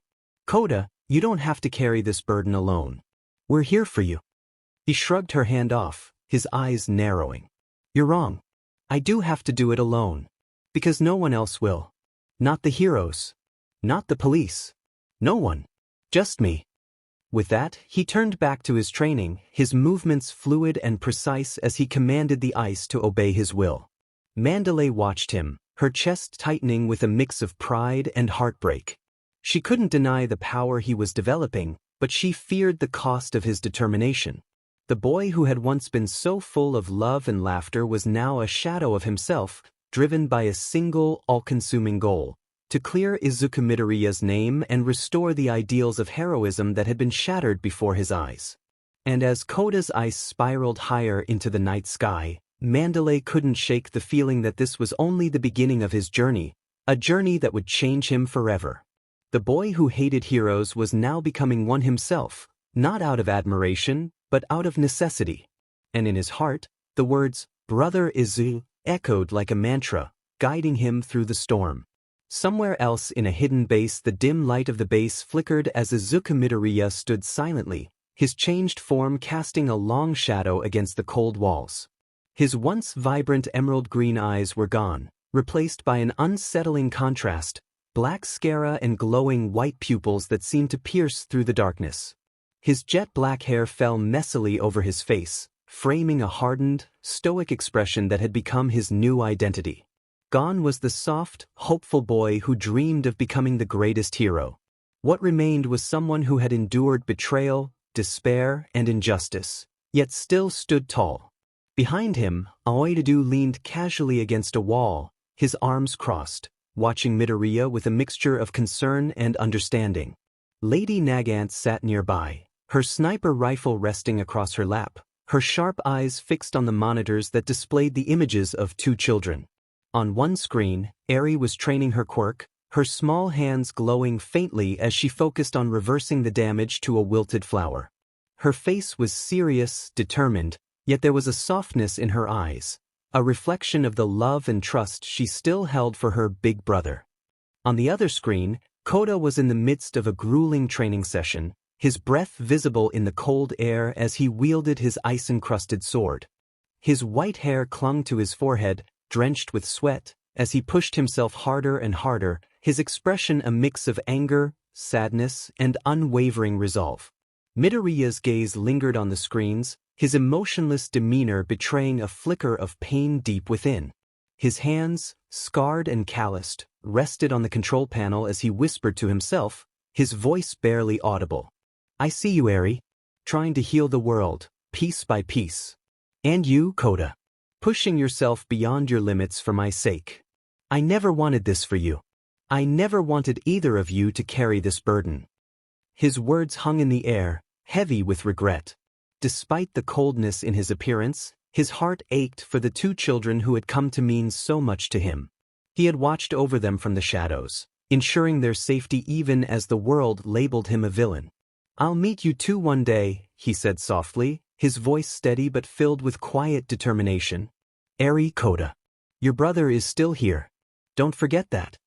𝗧𝗬𝗧, who had been silent until now, pushed himself off the wall and walked over to Midoriya, placing a firm hand on his shoulder.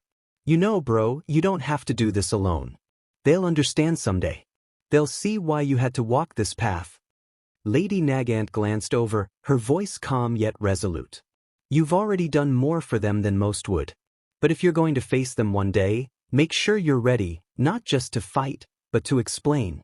They deserve that much." Midoriya didn't respond immediately, his eyes still fixed on the screens. He saw 𝗧𝗍𝗍 smiling faintly as she successfully restored the flower, and 𝗂𝗧𝗧 summoning his ice dragon with a roar of determination.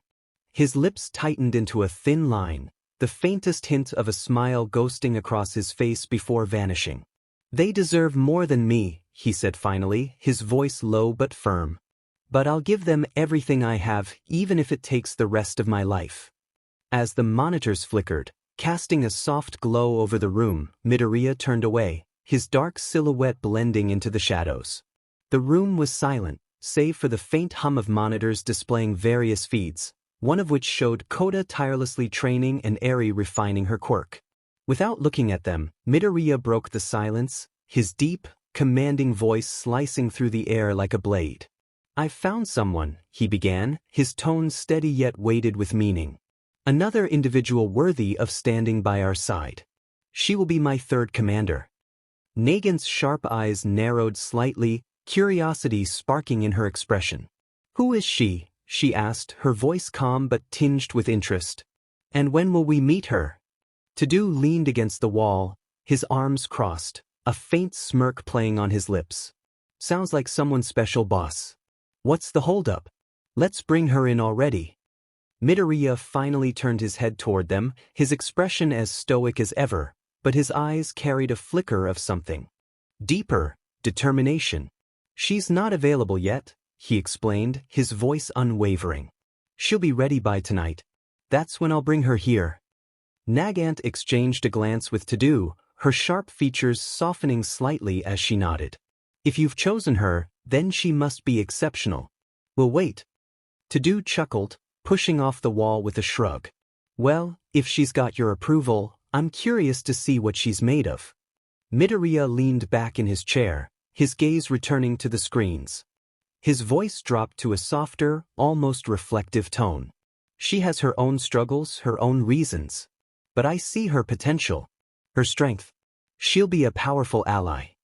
Nagant stepped closer, her voice lowering as she spoke with quiet confidence. "We trust your judgment, Midoriya. When the time comes, we'll be ready to welcome her." 𝗧𝗬𝗧 grinned, his enthusiasm evident. "Can't wait to see what she brings to the table." Midoriya gave a slight nod, his eyes never leaving the screens. "Prepare yourselves," he said, his voice firm yet calm. "The night will bring change. And with her, we take another step forward." As the two left him to his thoughts, Midoriya sat in silence, his mind focused on the task ahead. The weight of his decisions, his plans, and his promise to 𝗧𝗍𝗍 and 𝗂𝗧𝗧 hung heavy on his shoulders, but he remained resolute. For them, for his allies, and for the world he envisioned, he would not falter. Midoriya appeared in Garaki's dimly lit lab with a sudden crackle of energy, the air around him shifting ominously. His black sclera and white pupils glowed faintly in the sterile, cold environment. Beside him stood 𝗬𝗍𝗍𝗪, towering with his intimidating frame, his eyes scanning the lab like a predator seeking its prey. On the other side, Lady 𝗵𝗃 had her sniper rifle trained on 𝗧𝗓𝗃, her finger poised lightly on the trigger, ready to act at a moment's notice. 𝗧𝗓𝗃 turned around abruptly, his expression a mixture of fear and irritation as he recognized who had entered. "Well, Midoriya," he said, his voice trembling slightly as he adjusted his glasses. "What brings you here? Surely not for a pleasant reunion." Midoriya cut him off with a cold, emotionless tone, his voice carrying an edge that silenced the doctor immediately. "Long time no see, 𝗧𝗓𝗃. Looks like you've been making quite the use of my father's money."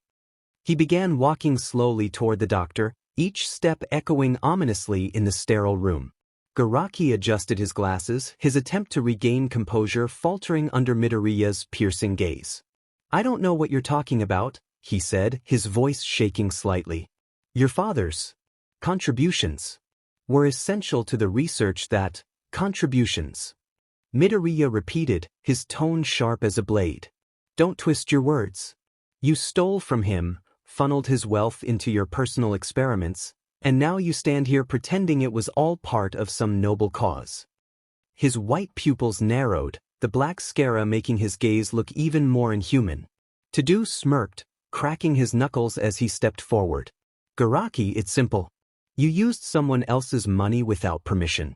Where I'm from, that's a good way to lose a hand or two." 𝗵𝗃's voice rang out from above, cold and calculating. "I'd think twice about trying to talk your way out of this, 𝗧𝗓𝗃.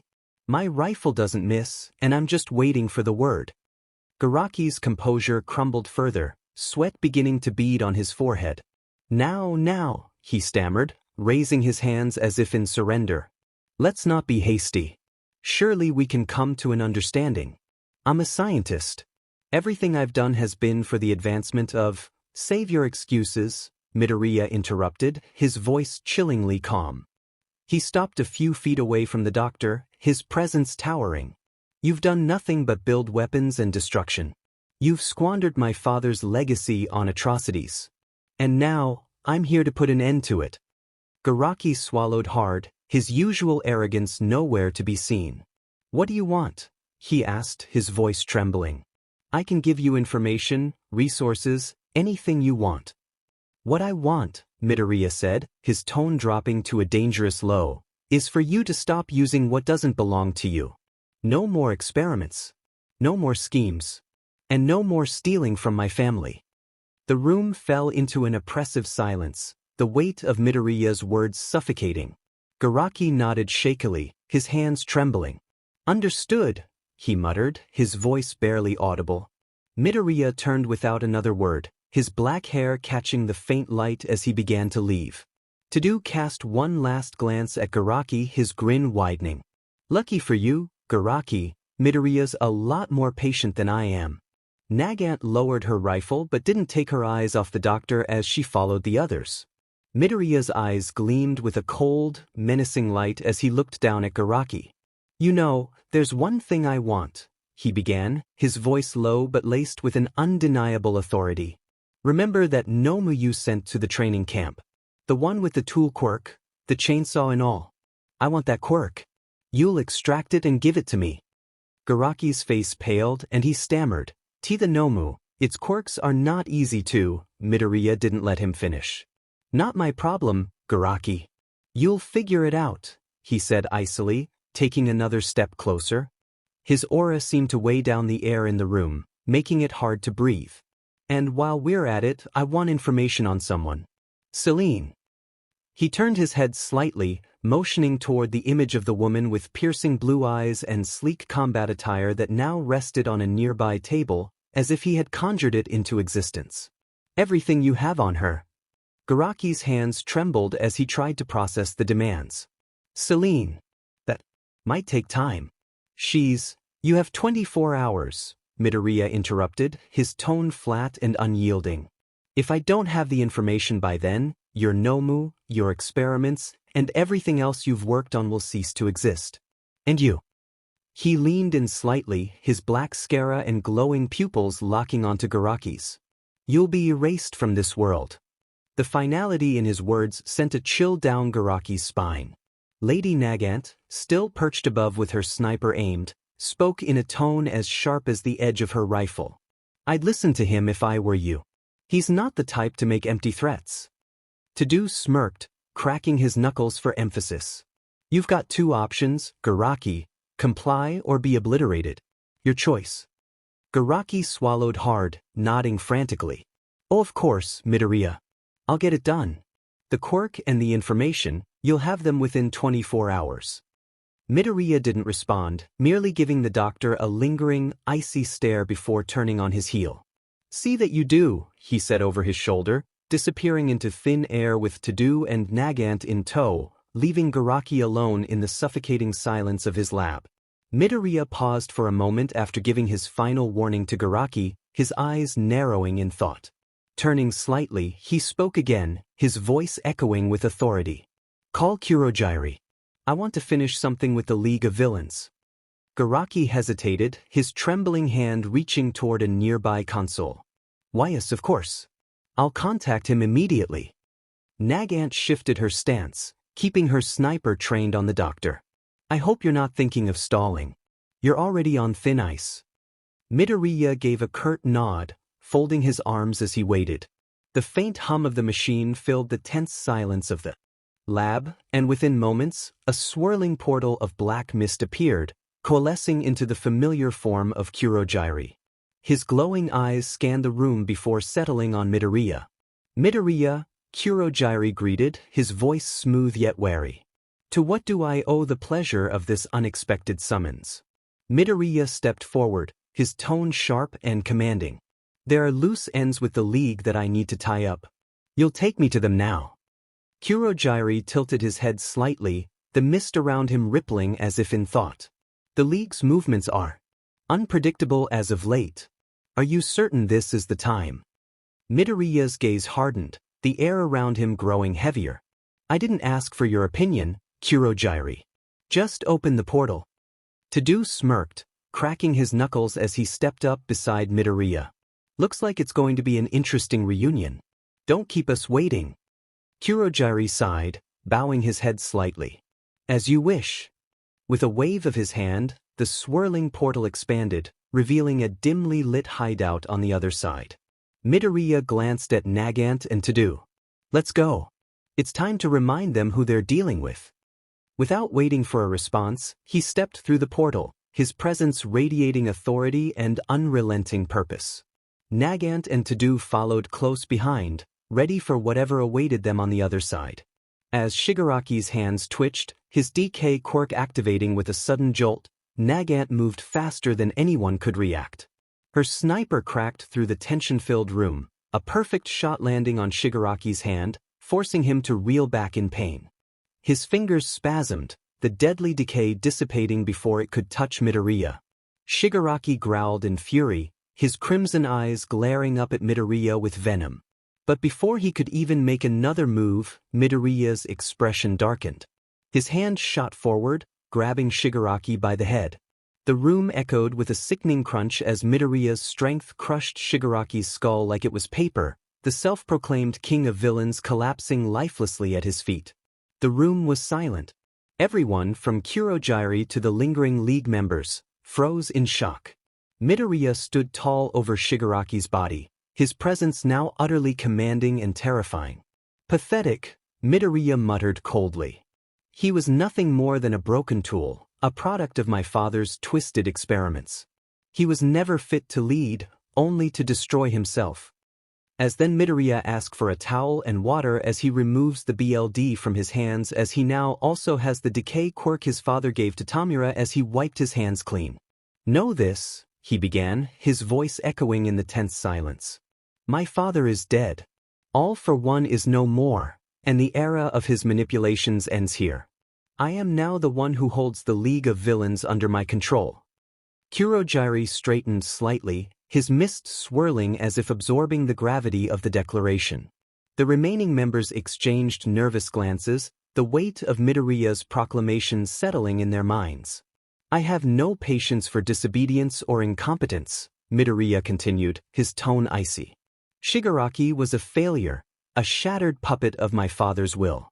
But now, the League answers only to me.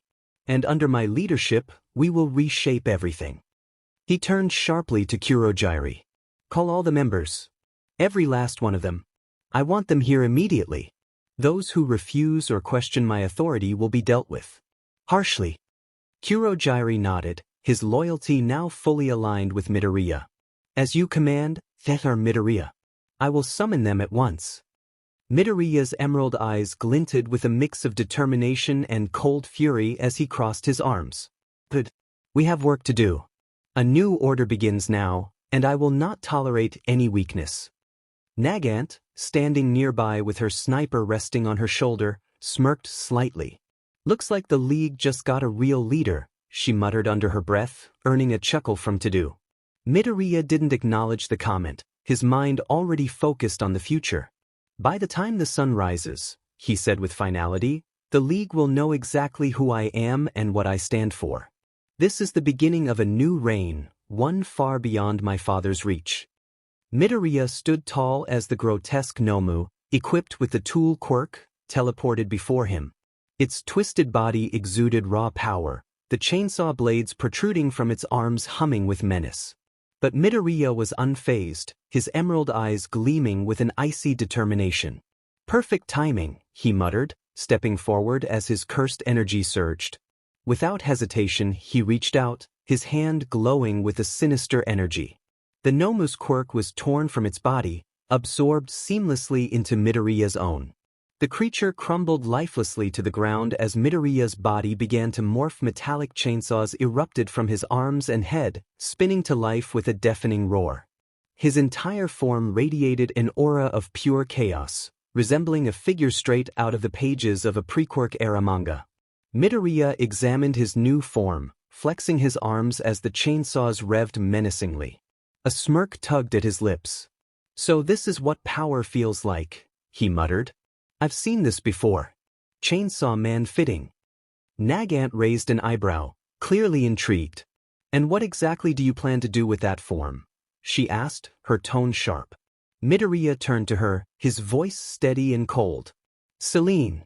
Her most powerful vampire quirk won't stand a chance against this. The chainsaws disrupt regeneration. I'll cut through her invincibility like it's nothing. He glanced at 𝗬𝗧𝗪𝗧, his voice taking on a commanding edge. Prepare a training ground. I need to test this form. Send me somewhere remote, where I can push this power to its limit. 𝗬𝗧𝗪𝗧 nodded without hesitation, opening a swirling portal. As you wish, 𝗧𝗵𝗲𝗃. The training ground is ready. Without another word, Midoriya stepped into the portal, the roar of his chainsaws echoing ominously as he disappeared into the void. Behind him, 𝗵𝗃𝗃 and 𝗬𝗧𝗪𝗧 exchanged glances, both knowing that with this new power, Midoriya was preparing to become an unstoppable force. 24 hours later, Midoriya returned from his training. The eerie silence that accompanied him was unsettling, his demeanor calm yet unnervingly cold. His appearance had reverted to normal, but his aura told a different story. His jet black hair fell over his forehead, while his eyes, black sclera with chilling white pupils, exuded a terrifying, emotionless intensity. Midoriya stepped into the room where 𝗬𝗧𝗪𝗧, 𝗵𝗃𝗃, and 𝗵𝗃𝗃 were waiting. His voice was steady, his tone leaving no room for argument. 𝗧𝗪𝗃, he began, addressing the scientist, send me 𝗬𝗍𝗪𝗀's location. It's time to recruit her. 𝗧𝗪𝗃, his hands trembling slightly as he typed into a console, nodded. Why yes, Emissar Midoriya. The coordinates will be sent to 𝗬𝗧𝗪𝗧 shortly. Midoriya shifted his gaze to 𝗬𝗧𝗪𝗧, his unsettling eyes locking onto him. When the location comes through, teleport me there immediately. And treat them, he gestured toward 𝗵𝗃𝗃 and 𝗳𝗏 without looking at them, with whatever they want. Ensure their needs are met while I handle this. 𝗵𝗃𝗃, leaning casually against the wall, smirked slightly. You're in quite the generous mood today, she remarked, though her sharp eyes betrayed her curiosity about the meeting with 𝗬𝗍. 𝗳𝗏 grinned, his usual boisterous energy in contrast to the tension in the room. Well, if you're handling this yourself, I'll take some good food while you're out, he said, laughing lightly. Midoriya didn't respond to their comments. Instead, he turned back to 𝗬𝗧𝗪𝗧, whose portal began to swirl as the location data arrived. Without hesitation, Midoriya stepped forward, his black boots echoing ominously against the floor. "I won't be long," he said coldly, stepping into the portal. His chainsaw-enhanced form may not have been visible, but the memory of it lingered in everyone's mind, a reminder of the terrifying power he now wielded. The portal swirled violently as Midoriya stepped through, arriving at a desolate port under the cover of night. The salty air carried the faint sound of waves crashing against the dock. Before him stood 𝗬𝗓, her piercing blue eyes glowing in the dark, surrounded by her loyal followers. Each of them radiated an intimidating presence, their stances oozing confidence and power. 𝗬𝗓 herself stood with an air of regal depth, her black leather suit glinting faintly under the moonlight. Midoriya's cold gaze settled on her. "𝗬𝗓," he began, his voice devoid of emotion, "I've come to make you an offer. I'm forming a group of 10 commanders with unmatched strength. Together, we will destroy this broken society and rebuild it the way it should be. I want you to be part of it." 𝗬𝗓 raised an eyebrow, her lips curling into a smirk. "And if I refuse?" she asked, her tone laced with amusement. Midoriya's expression remained unchanging. "Then I'll find other ways to make you work for me," he replied coldly. "Your answer determines whether this is easy or not." 𝗬𝗓's smirk widened into a cold grin. "I don't take kindly to threats, child." She motioned to her people. "Show him why." Her followers rushed forward, each unleashing their full strength. But Midoriya remained still, his body taut and unwavering. As they attacked, he moved with calculated precision, dismantling each opponent with brutal efficiency. His punches broke bones with a single strike, his kicks sent bodies flying, and his movements were so sharp that even the most seasoned fighters couldn't keep up. He didn't use his quirks, he didn't need to. His body, trained to the point of being as hard as the strongest metal, delivered devastation with every blow. The port was soon littered with broken bodies, their groans of pain echoing in the night. 𝗬𝗓 watched, her smirk fading into a more serious expression. "Impressive," she muttered. "You've been trained well." Midoriya stepped forward, his boots crunching against the debris on the ground. "This is your last chance," he said coldly, his eyes narrowing. "Join me or face me." 𝗬𝗓 chuckled darkly, her demeanor shifting. "Well, so you are powerful. Let's see how long you can keep up." She spread her arms, her body transforming as her vampire form took hold. Her eyes glowed 𝗵𝗃𝗺, her fangs bared as her aura darkened the entire area. Her strength and speed increased exponentially, and her presence became suffocating. Midoriya didn't flinch. Instead, he reached for the tool quirk he had absorbed. His body shifted and transformed into his Chainsaw Man form, the roar of chainsaws slicing through the air. His black sclera and white pupils glowed with an unearthly intensity, and his chainsaws dripped with raw power. "I won't hold back," Midoriya said, his voice distorted and chilling. The two figures faced off, their power radiating through the port like a brewing storm. The battle for 𝗵𝗃𝗃 had begun. The night erupted into chaos as 𝗬𝗓 and Midoriya clashed in an ultimate battle that shook the very foundations of the port. 𝗬𝗓's vampiric form moved with impossible speed, her claws slicing through the air with deadly precision. She darted around Midoriya like a blur, striking him from every angle, her enhanced strength tearing through concrete and steel as if they were paper. But Midoriya, now fully transformed into his Chainsaw Man form, was a wild storm of destruction. His chainsaws roared, shredding through everything in his path, buildings, cargo containers, even the ground beneath them. 𝗬𝗓 launched herself into the air, her claws aimed at Midoriya's chest. He intercepted her midair, swinging his chainsaw arm upward with a deafening roar. The clash sent shockwaves rippling through the port, shattering nearby windows and collapsing weakened structures. "You're strong," Midoriya growled, his voice distorted and inhuman, "but you're not unstoppable." 𝗬𝗓 hissed, her glowing red eyes narrowing as she landed gracefully on a pile of rubble. "And you think you are?" she spat, 𝗵𝗃𝗺 dripping from a cut on her arm. She leaped forward again, this time faster, using the darkness to her advantage. Midoriya turned, his chainsaw ripping through the air in a wide arc, barely missing her as she ducked and slashed at his side, drawing sparks from his hardened body. The battle raged on, both combatants relentless. Midoriya's chainsaws tore through everything 𝗬𝗏 threw at him, while her vampiric agility allowed her to dodge his wild swings and land calculated strikes. Buildings crumbled around them, explosions of debris and dust filling the air as their battle escalated into a catastrophic display of power. Finally, 𝗬𝗏 made a critical mistake. She lunged at Midoriya in an all-out assault, aiming to overwhelm him. But Midoriya anticipated her move. With a feral growl, he drove his chainsaw arm upward, slashing across her chest and sending her flying backward into a crumbling wall. 𝗬𝗏 crashed to the ground, blood pouring from the deep wound. She struggled to stand, her breaths ragged, her once diamante aura now flickering. Midoriya approached her slowly, his chainsaw arms still roaring, dripping with her blood. His black sclera and white pupils burned with cold determination.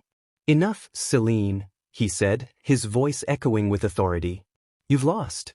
Your strength is undeniable, but it's not enough to defeat me." 𝗬𝗏 coughed, her gaze defiant even in defeat. "You think this makes you my superior?" she asked, her voice laced with pain and bitterness. Midoriya knelt before her, the chainsaws on his arms retracting as his form returned to normal. His cold, emotionless expression didn't waver. "I don't care about superiority. I care about results. Join me, 𝗬𝗏. Be my commander. Together, we'll tear this rotten society apart and create something better." He leaned closer, his tone chilling. "I'll find someone else who can." 𝗬𝗏 stared at him, her pride clashing with the reality of her injuries. After a long moment, she let out a bitter chuckle. "You're as relentless as you are powerful," she admitted, her voice softening. "Fine. I'll join you, but don't think for a second I'll bow to you." Midoriya's cold, calculating gaze bore into 𝗬𝗏 as he stood mere inches from her. His tone was icy and commanding, his words laced with an unyielding threat. "Know this, 𝗬𝗏," he began, his voice low and menacing. "If I ever hear of you trying to sell me or anyone in my team to the heroes or another villain group, your death will not come swiftly. It will be slow, excruciating, and a lesson for anyone who dares to betray me." 𝗬𝗏, despite her injuries and exhaustion, felt a strange heat rising in her cheeks. She didn't know why, but his unflinching 𝗵𝗃, the raw power he exuded, and the way he asserted control over everything stirred something within her. Her heart raced, and she suddenly realized she was blushing. "Understood," she stammered, trying to play it off, but her usual composed demeanor faltered. She quickly turned her head to avoid his piercing stare, her cheeks flushed a deep crimson. "What is wrong with me?" she thought, frustrated at her reaction. Midoriya, oblivious to her flustered state, or perhaps simply uninterested, turned away, his focus already shifting back to the larger plan. "Good. Then let's move. We have work to do," he said curtly, walking toward the portal 𝗬𝗪 had opened. 𝗬𝗏 stole a glance at him as he moved, her face still warm, and muttered under her breath, "What kind of man is he?" Despite herself, she couldn't shake the strange pull she felt toward him, both unnerving and intriguing. She clenched her fists, forcing herself to refocus. "Get it together, 𝗬𝗏," she whispered to herself before following him through the portal. Midoriya stepped forward, his expression cold and unreadable as he approached 𝗬𝗏. Without a word, he extended his hand and pressed it lightly against her injuries. A warm glow emanated from his touch as his healing quirk began to mend her wounds. 𝗬𝗏 winced slightly at first but soon felt the pain fade away, replaced by a soothing warmth. She glanced up at him, her earlier defiance replaced by silent curiosity. "You'll need to be in peak condition," Midoriya stated flatly, his tone devoid of emotion. "You're no good to me, broken." Once her injuries were fully healed, Midoriya turned sharply and motioned for 𝗬𝗪 to open a portal. Without hesitation, they stepped through, emerging in the dimly lit base. Waiting for them were Todoroki Aoi and Lady Nagant, both standing at attention. Their eyes shifted to 𝗬𝗏 as Midoriya gestured toward her. "This is 𝗬𝗏," he announced, his voice commanding and direct. "She is now the third commander of this operation." 𝗬𝗏, Introduce yourself. 𝗬𝗓 straightened herself, her usual poise returning. I am 𝗬𝗓, she said smoothly, her voice carrying an air of elegance and authority. I expect we'll work well together as long as you stay out of my way. Nagant raised an eyebrow but said nothing, while Todoroki Aoi offered a brief nod of acknowledgement. The tension in the room was palpable, yet there was an underlying current of mutual respect. Midoriya turned his back on them, his black 𝗧𝗪𝗓 and cold white pupils making his presence even more intimidating. You can all talk amongst yourselves, he said, his voice echoing in the silence. I have other matters to attend to. Without waiting for a response, he strode out of the room, leaving the three commanders to exchange uncertain glances. As 𝗬𝗓 looked after him, a small smirk tugged at the corner of her lips. This is going to be interesting. In the dimly lit room, Midoriya stood before his board, its surface filled with photographs of familiar faces, Class 1A and their parents. Strings connected images, forming a complex web of relationships. His cold, calculating eyes scanned the faces of his former classmates, each one a potential pawn, an obstacle, or a stepping stone in his plan. Who's going to pay the price next? He muttered under his breath, gripping the knife in his hand. His movements were deliberate as he took a step back, focusing on the faces staring back at him. His expression was unreadable, his black 𝗧𝗪𝗓 and white pupils making him look otherworldly. With a flick of his wrist, he hurled the knife at the board. It sailed through the air, the blade embedding itself with a sharp thunk in one of the photos. Midoriya stepped forward, his gaze narrowing as he looked at the image the knife had struck. Midoriya's eyes darkened as he stared at Tsuyu's photograph, the hole where her face used to be now a glaring reminder of his intent. His grip on the knife tightened, his knuckles whitening with the force. You, he muttered, his voice barely above a whisper, yet dripping with venom. You were the one of them, involved with those 𝗬𝗧𝗟𝗘, who dared to send me to that hellhole, to strip away everything I had left. His hand trembled slightly, not with fear or hesitation, but with the sheer rage boiling beneath his composed exterior. He slammed the knife into the desk, the sound echoing through the room like a thunderclap. So, first, your parents? He said, his tone eerily calm, as if he were simply listing steps in a recipe. I'll make them feel every ounce of the despair I was forced to endure. And then, you see, I'll make you watch as everything you hold dear crumbles right in front of you. Midoriya leaned closer to the board, his face illuminated by the faint, flickering light of the room. His black 𝗧𝗪𝗓 and cold white pupils glowed faintly, adding an otherworldly menace to his expression. You'll finally understand, he said, his voice dropping lower, almost to a growl. You'll understand the pain, the betrayal, the suffering that comes from the hands of people you once trusted. A bitter laugh escaped his lips, sharp and cutting. I'll make sure every moment is etched into your memory, Tsu. Then, and only then, might you begin to comprehend the hell I went through because of you all. He straightened, his cold gaze now fixated on the board as he whispered, just wait and watch, 𝗬𝗧𝗍𝗍.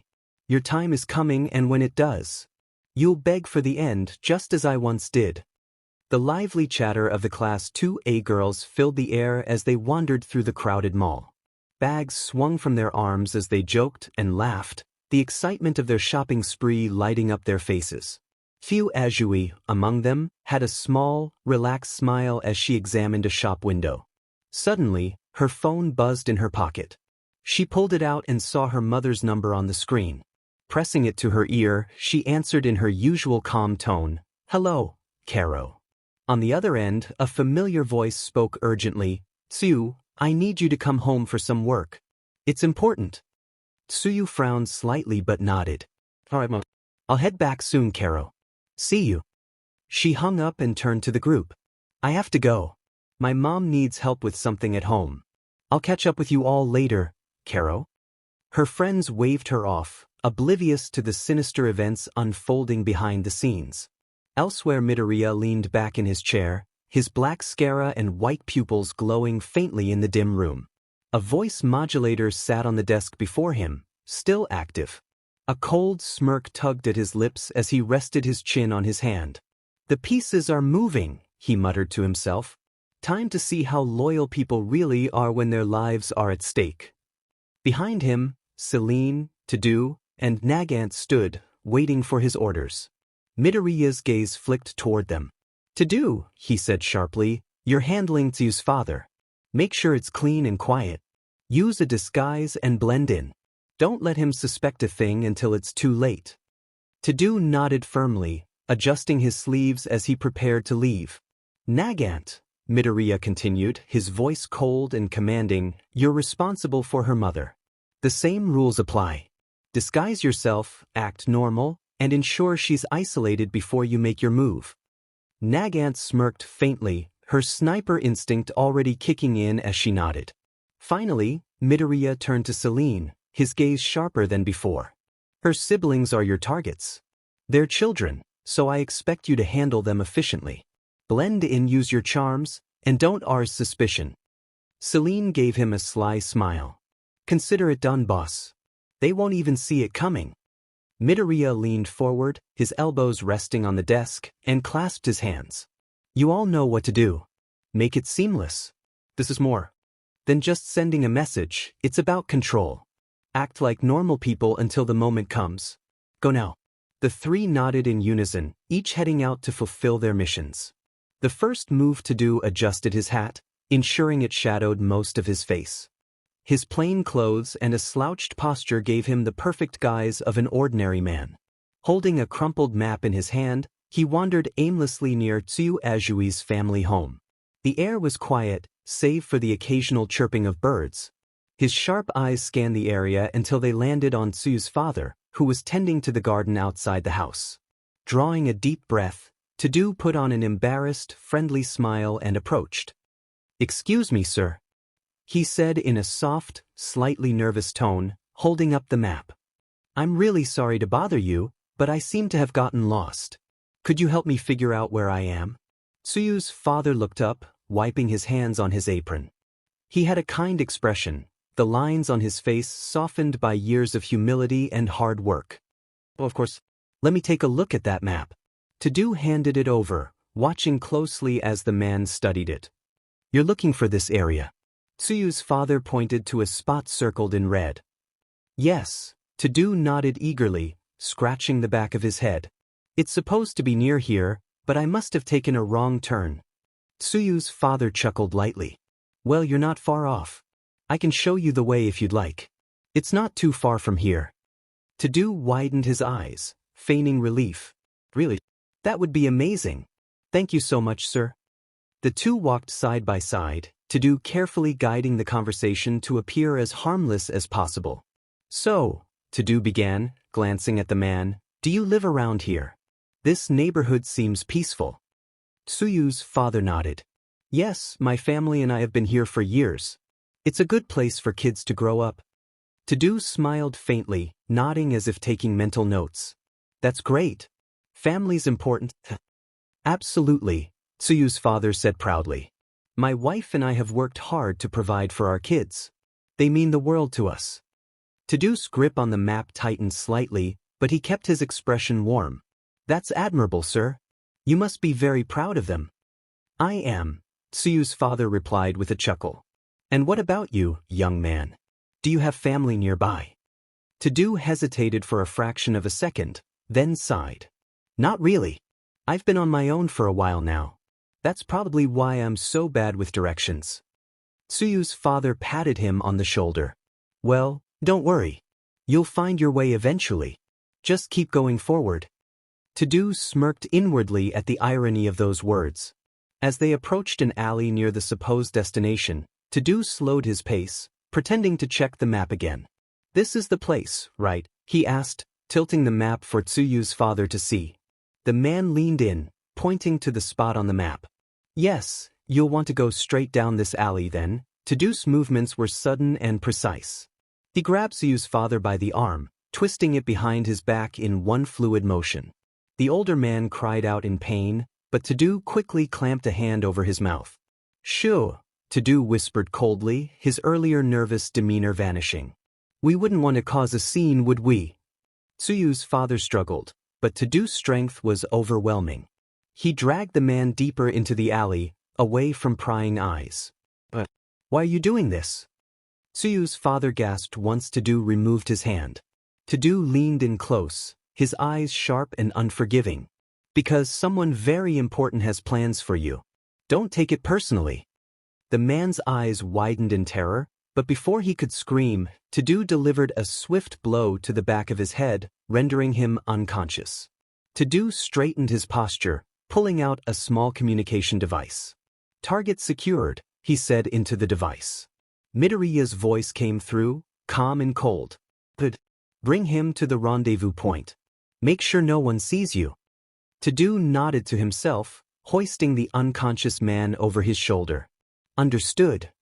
As he made his way to the extraction point, 𝗳𝗬 couldn't help but think of how easy it had been.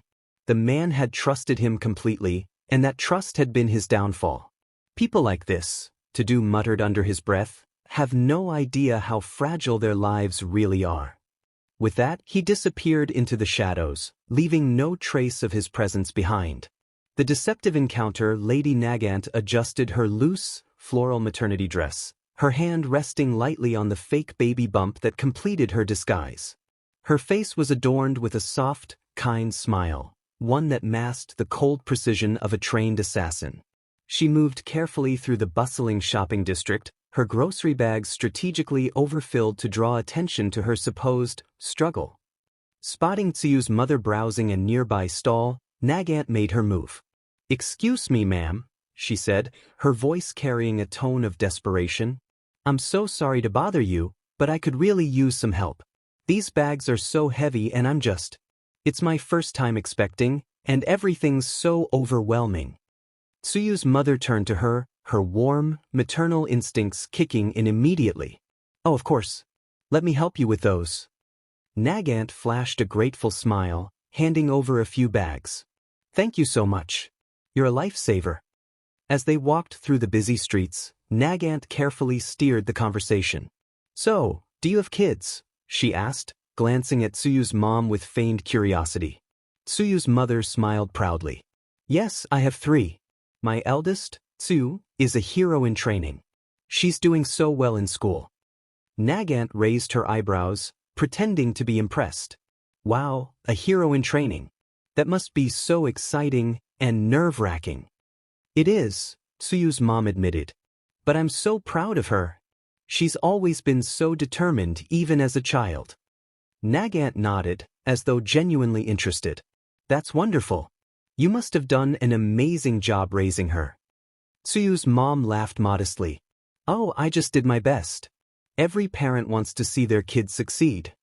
After a while, Nagant suggested they take a break at a nearby cafe. 𝗬𝗪's mother readily agreed, happy to help the seemingly overwhelmed, PR young woman. Over coffee, Nagant kept the conversation light and warm, weaving bits of fabricated backstory into her dialogue. "This is my first child," Nagant said, resting her hand on her fake bump.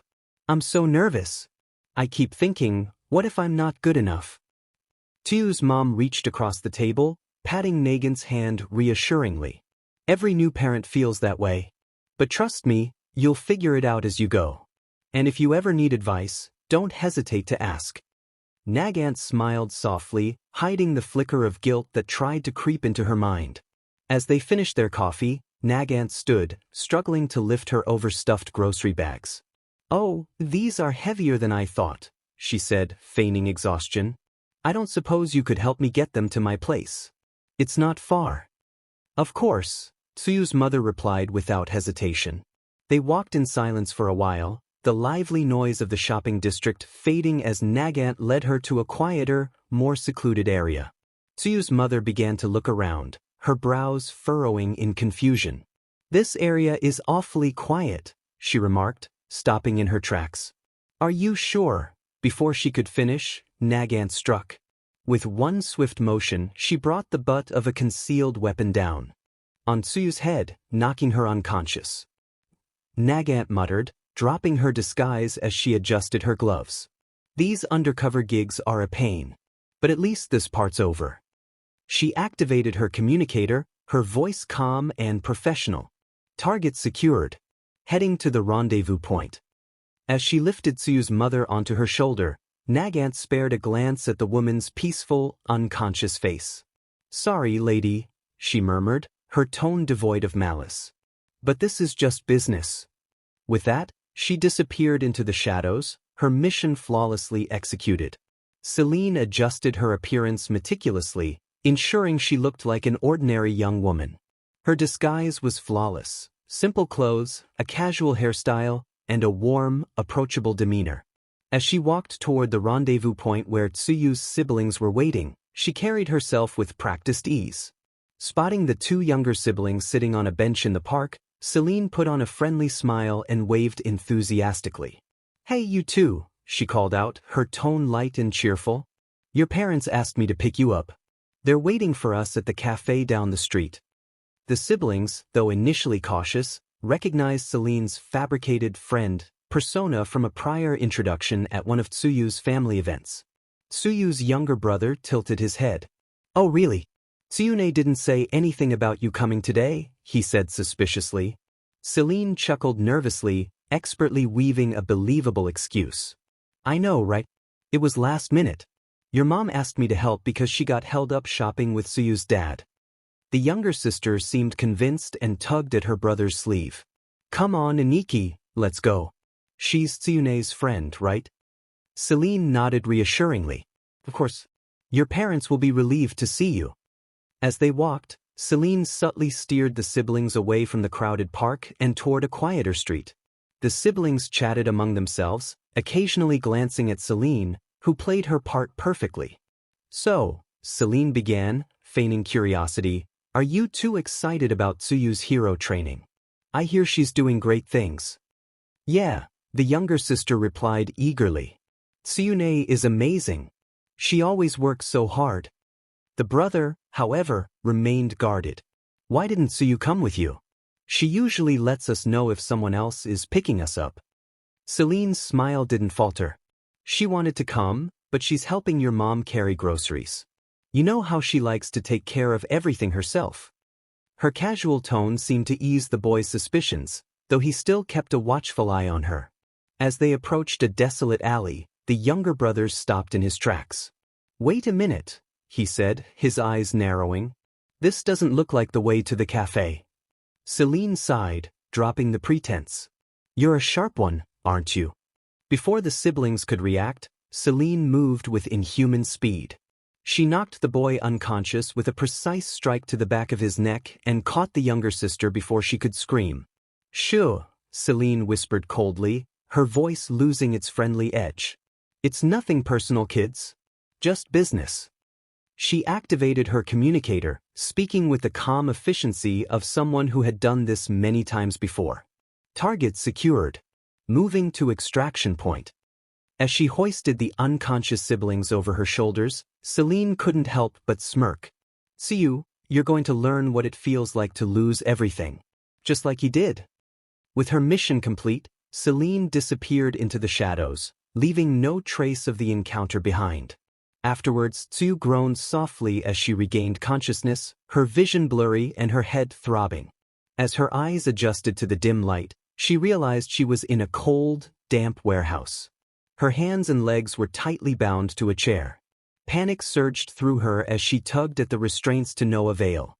A familiar voice broke through the silence, smooth and cold, sending chills down her spine. "Hello, Tsuyu," the voice said.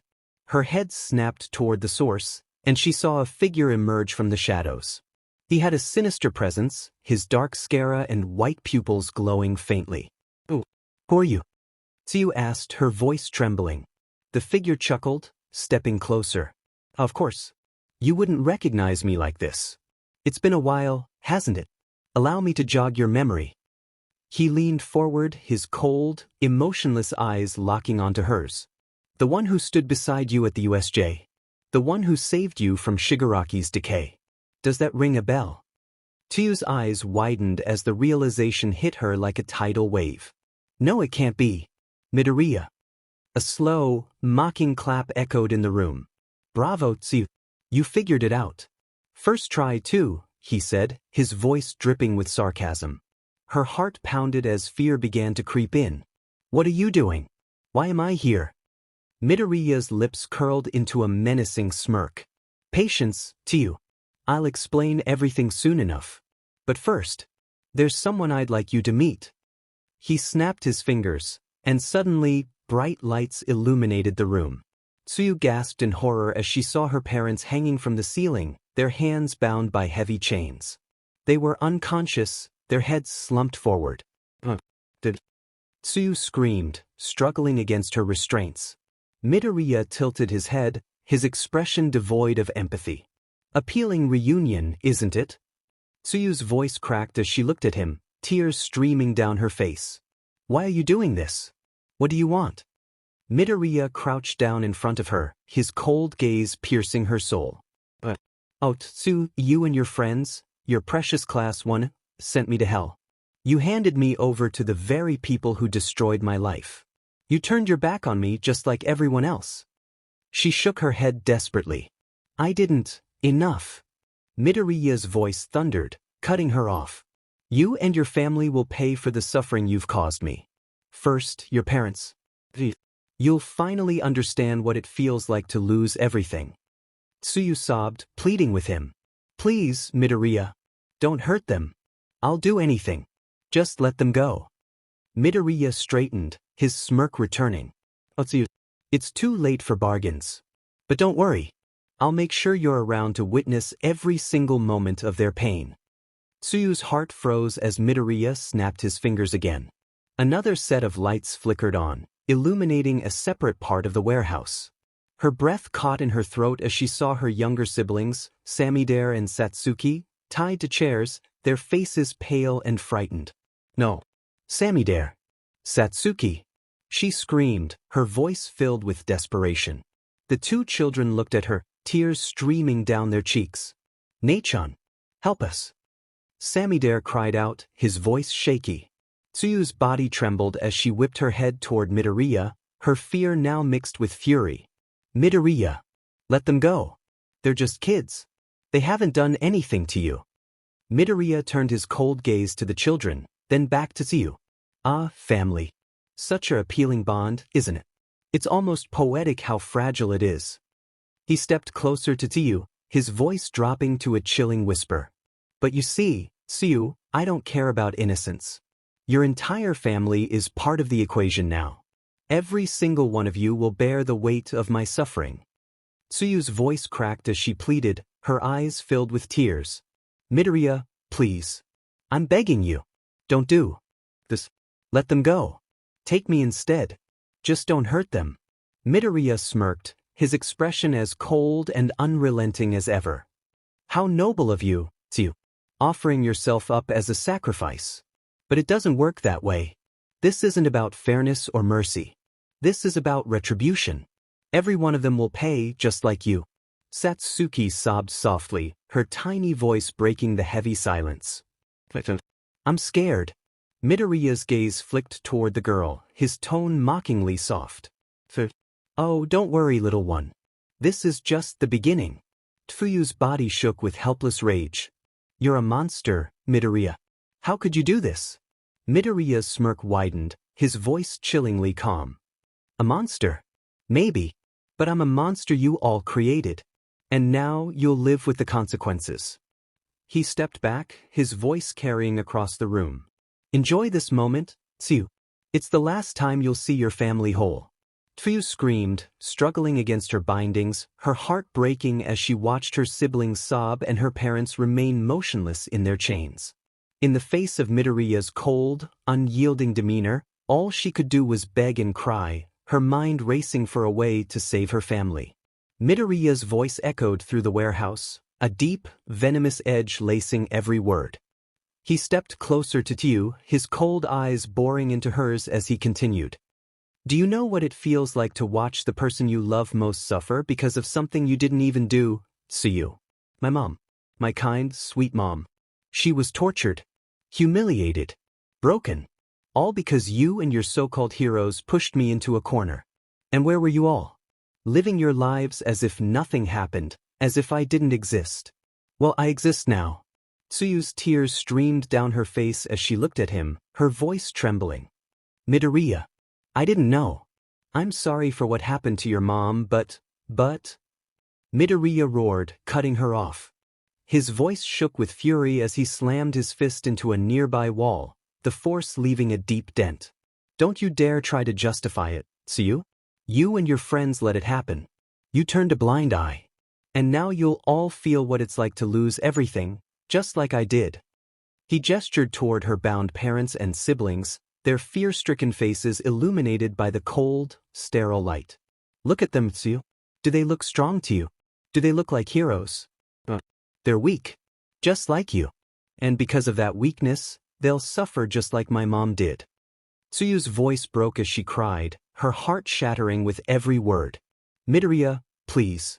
If you're doing this for revenge, take it out on me. Not them. Please. I'll do anything. Midoriya leaned in, his face inches from hers, a twisted smile spreading across his lips. Oh, you'll do anything. That's rich. But it's too late for bargaining, 𝗬𝗍𝗍. I take revenge very seriously. And this is personal. He turned his back to her, his voice calm but no less menacing. You'll watch too. You'll watch as I take everything from you, piece by piece. And maybe then, you'll understand what I've endured. 𝗬𝗍𝗍 screamed, her voice raw and desperate.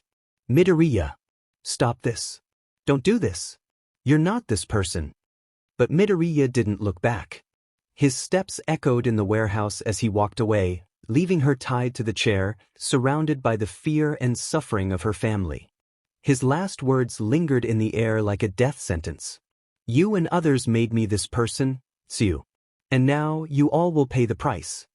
Midoriya's voice carried an eerie calm as he turned to Selene. Wake them up. I want them conscious for this. 𝗬𝗍𝗍 deserves to see the pain her actions, or lack of them, have brought. Selene smirked, her sharp fangs glinting in the dim light as she nodded. As you wish. With a swift movement, she walked over to 𝗬𝗍𝗍's parents, a cruel delight playing across her face. She snapped her fingers, and with her vampiric abilities, both parents were jolted awake, their groggy confusion quickly replaced by terror as they realized the chains binding them. 𝗬𝗍𝗍's breath hitched as she struggled against her restraints. No. Please, leave them out of this. It's me you're angry with. Midoriya shot her a cold glare, silencing her protests. You don't get to dictate anything here, 𝗬𝗍𝗍. Actions have consequences. Your parents raised you. They taught you. And they will share in your guilt. He turned to Nagant and Selene, his tone sharp. Nagant, Selene, hold the kids. Keep their eyes on their parents. They should understand that their sister and her friend's choices come with a price. Nagant sighed, her rifle slung over her shoulder, and approached 𝗬𝗍𝗍's siblings. Come on, little ones. Watch closely. Life lessons are important. Her tone was mocking but laced with a twisted sense of duty. She gripped the children by their arms, ensuring they couldn't look away. Selene grabbed the youngest sibling and crouched beside him, her voice honeyed but sinister. Don't cry now, little one. This is a show your dear sister paid for. You wouldn't want to miss it, would you? 𝗬𝗍𝗍 thrashed violently in her chair, her eyes wild with desperation. Midoriya, stop. This isn't justice, this is cruelty. Don't make the kids see this. They don't deserve it. Midoriya crouched in front of her, his face devoid of empathy. And my mom didn't deserve what she went through. I didn't deserve to be abandoned, betrayed, and hunted. But life doesn't care about fairness, does it? Now you'll understand that. 𝗬𝗍𝗍's parents, now fully alert, began begging for mercy, their voices trembling. Please. Don't hurt our children. Punish us if you must, but let them go. Midoriya chuckled darkly, rising to his full height. Oh, you'll all get your turn. But for now, I think it's time we start. Selene, Nagant, make sure the kids don't miss a second of this. Midoriya's cold eyes locked onto 𝗬𝗍𝗍 as she struggled against her restraints. Do you really think shouting or trying to fight will help you here? He asked, his voice chillingly calm. Your defiance is pathetic. 𝗬𝗍𝗍's parents cried out, begging for their daughter's safety. Please, leave her alone. Whatever you're planning, just stop. Midoriya ignored their pleas. His gaze shifted to 𝗬𝗍𝗍, who, in a desperate bid to break free, lashed out with her tongue. The appendage shot toward him, aiming to strike, But with terrifying precision, Midoriya unsheathed a blade hidden in his coat and sliced her tongue cleanly. A spray of BLD hit the floor as Tsuyu's muffled screams filled the warehouse. She writhed in agony, BLD dripping from her mouth, her severed tongue lying motionless on the cold concrete. Midoriya crouched down, holding the blade close to her face, his voice low and icy. "You thought I wouldn't be ready for that. I know every trick you have, Tsuyu. Now, stay quiet. I'm not done yet." Her parents screamed in horror, their chains rattling as they thrashed in futile attempts to break free. "You monster! Stop this. She's just a child." Midoriya turned his attention to them, his smirk twisting into a cruel grin. "A child? You raised her to be part of a system that destroyed me and my family. You raised her to stand by while others like me suffered. Now you'll watch as I return the favor." He approached Tsuyu's father first, drawing out a scalpel he'd taken from Garaki's lab. "Let's start simple, shall we?" Without hesitation, he dragged the blade across the man's arm, leaving a deep, bleeding gash. "Feel that? That's just the beginning." Tsuyu's mother sobbed, tears streaming down her face. "Please, don't hurt him. Punish me instead."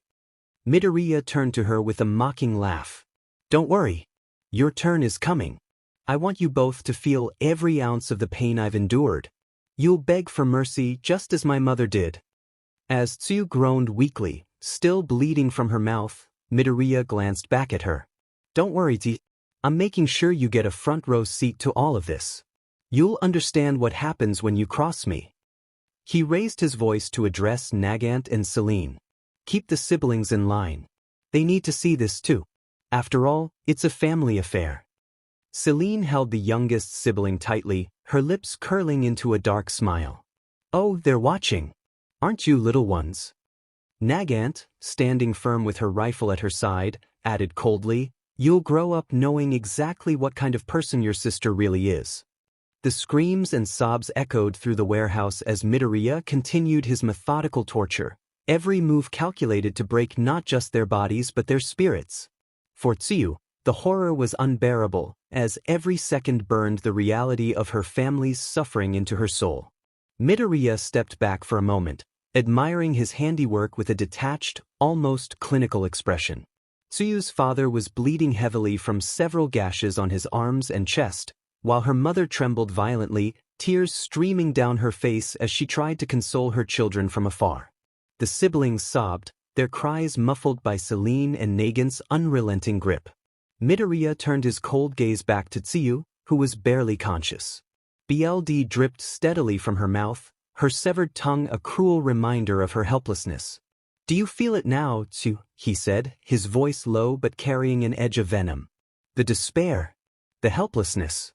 This is what I felt every single day because of people like you. Because of the society you stood by and upheld." He motioned for 𝗂𝗍, who dragged Tsuyu's youngest sibling closer to the tortured parents. The child screamed, thrashing against her grip. "No. Let me go." 𝗂𝗍 smiled darkly. "Oh, little one, you need to understand the cost of loyalty to this corrupt system. Your sister played her part, and now you get to see the results." Tsuyu, summoning what little strength she had, glared at Midoriya with hatred in her eyes, though she couldn't speak. Her muffled groans conveyed her defiance. Midoriya crouched before her, his icy gaze piercing through her. "That's it. You still have fight left in you. Don't worry, I'll make sure to snuff that out soon enough." He turned to Tsuyu's mother next, pulling a small, jagged knife from his coat. "Now, Mrs. Azui, tell me, how does it feel to see your daughter's actions bring ruin to your family? Do you regret raising her to be so blind?" Her voice cracked as she tried to reason with him. Please stop this. She's just a child. Whatever you've suffered, it's not her fault," Midoriya interrupted her with a bitter laugh. "Not her fault. She stood by and watched. She let it happen. Just like you did. Your entire family is complicit." He grabbed her arm and pressed the knife against her skin, drawing BLD. The siblings screamed louder, but 𝗂𝗍 and Nagant held them firm. Nagant glanced at Midoriya. "Are you sure this is the way, boss? You've already made your point." Midoriya shot her a sharp look. "I decide when the point has been made." If you have an issue, you're welcome to leave. But remember who you answer to now. 𝗫𝗵𝗃 gave a slight nod, stepping back without another word. Turning his attention back to the parents, Midoriya stood over them, his presence towering and suffocating. You'll all pay for what you've done, but I want it to burn into your minds first. This isn't just revenge, it's justice. Justice for my mother, for me, and for everyone who was crushed under this so-called hero society. As the night wore on, Midoriya continued his cruel torment, ensuring that every scream, every tear, and every drop of blood served as a reminder of the pain he had endured. For Tsuyu, the once hopeful hero in training, the sight of her broken family would haunt her forever. Midoriya loomed over Tsuyu's mother, who was now trembling uncontrollably, her face streaked with tears. He held a jagged knife in his hand, the blade glinting under the dim light of the warehouse. The siblings, restrained by 𝗬𝗨 and 𝗫𝗵𝗃, cried uncontrollably, their small voices echoing in the cold, empty space. Tsuyu's brother shouted through his tears, "Please, stop. Don't hurt her anymore. Please, mister, let her go." Midoriya turned his head slightly toward the boy, his expression eerily calm. "Let her go. You're mistaken, child. She's here because of your sister's sins. This pain is a lesson, a consequence. Maybe one day you'll understand." Without another word, he dragged the blade across Mrs. Ajui's arm, leaving a deep gash. She screamed in agony, her body jerking against the chains that bound her. Blood dripped steadily onto the cold floor. Tsuyu's sister shrieked, her small body trembling as 𝗬𝗨 tightened her grip. 𝗫𝗵𝗃 leaned down slightly, her voice low and almost pitying. "It's hard to watch, isn't it? But this is the world your sister helped create." Tsuyu, bound to her chair, groaned in frustration, her head thrashing as she tried to free herself. Blood dripped from her mouth where her tongue had been severed. Her muffled cries carried both anger and desperation. Midoriya glanced at her and smirked. "Tsuyu, you're still trying to fight, even when it's hopeless. It's admirable, really. But tell me, does this feel heroic to you? Watching your family suffer because of your so-called ideals?" Tsuyu's muffled screams only grew louder as she watched Midoriya turn his attention back to her mother. He placed the blade against her cheek, tilting her face up to meet his cold, unrelenting gaze. "Do you understand now, Mrs. Ajui? This is what your daughter's world leads to: pain, suffering, and death. You all stood by while people like me and my mother were crushed. Now you'll feel a fraction of what we endured." Mrs. Ajui sobbed, her voice barely audible through her trembling. "Please, please don't hurt my children. Take me instead, but let them go." Midoriya's expression didn't waver. "Oh, they'll be fine, for now. They need to see this. They need to remember this moment for the rest of their lives." 𝗬𝗨 whispered to the siblings, her tone laced with mock sympathy. "Watch closely, little ones. This is what happens when you trust heroes and their lies." Tsuyu's siblings cried even harder, their small hands desperately reaching out for their mother. Midoriya stepped back, letting the knife drop to the floor with a metallic clang. He reached out his hand, his fingers glowing faintly as he used a quirk to intensify the pain in Mrs. Ajui's wounds. Her screams echoed through the warehouse, drowning out the sobs of her children. He turned to Tsuyu once more, his voice cold and unfeeling. "This is only the beginning, Tsuyu. You and your family will know what it's like to lose everything. And when I'm done, you'll have nothing left but regret." As the siblings cried uncontrollably and Tsuyu's mother hung her head in defeat, the warehouse seemed to close in with an oppressive weight, the air thick with despair. Midoriya stepped back, his hands and clothing stained with blood. He looked down at Tsuyu's parents, who were now barely clinging to life, their bodies battered and broken. The room was filled with an eerie silence, broken only by the choked sobs of Tsuyu's siblings. 𝗬𝗨 and 𝗫𝗵𝗃 released their grip on the children, who immediately collapsed to the floor, their small frames trembling from the trauma they had just witnessed. Their tear-streaked faces were twisted in confusion and despair as they stared at their parents' broken forms. Midoriya crouched down to their level, his voice disturbingly soft and gentle. "Do you see now? All of this is because of your sister. If she had chosen a different path, your family wouldn't have had to suffer. This pain is her fault. The younger brother, barely able to speak through his sobs, looked at Midoriya with wide, tear-filled eyes. Is it true? 𝗵𝗃𝗃𝗁𝗃 this? Midoriya nodded solemnly, his voice laced with feigned sympathy. Yes. She aligned herself with the heroes, the very people who allowed this broken society to destroy lives like mine and my mother's. She thought she was doing good, but all she did was bring destruction to her own family. The sister clung to her brother, her small hands gripping his arm tightly. Her voice was shaky and filled with anger. If she hadn't gotten involved, if she just stayed away, Mom and Dad wouldn't be like this. Two, tied to her chair, could only watch in horror. Her muffled cries of protest and anguish filled the air as she shook her head violently, trying to deny Midoriya's manipulative words. Midoriya turned to her, his eyes cold and unyielding. Look at what you've done, 𝗧𝗍𝗪. Even your own siblings see the truth. You failed them. You failed your family. The siblings' sobs turned into cries of anger as they pointed accusing fingers at their restrained sister. This is your fault, the younger brother shouted, his voice cracking. If you hadn't been a hero, none of this would have happened. The sister chimed in, her face red and tear-streaked. You were supposed to protect us, but you ruined everything. We hate you. Midoriya stood and walked over to 𝗧𝗪𝗪, leaning in close to her face. See, 𝗧𝗪, I didn't even have to break them. You did that all on your own. He straightened up and looked back at the siblings. Now, children, the world doesn't have to be this cruel. If you trust me, I'll make sure you're never hurt like this again. But you must remember, heroes only bring pain. The siblings, their minds shattered and manipulated, nodded weakly, their trust in their sister completely eroded. Midoriya stood over 𝗧𝗪𝗪's broken parents, his eyes cold and devoid of any empathy. He slowly pulled out a gun, the metallic glint catching the dim light of the warehouse. Without a word, he raised it and fired 2 shots, one for each parent. The sound of gunfire echoed through the warehouse as blood splattered across the ground. 𝗧𝗪𝗪's parents slumped lifelessly, their final breaths choked with blood. 𝗧𝗪𝗪's siblings gasped, their young minds unable to comprehend the horror unfolding before them. Before they could react, Midoriya turned to them with an almost playful grin, raising the gun again. Oh, don't look at me like that, he said mockingly. You're just collateral damage. 2 more shots rang out. The siblings fell to the ground, their small forms lifeless and crumpled.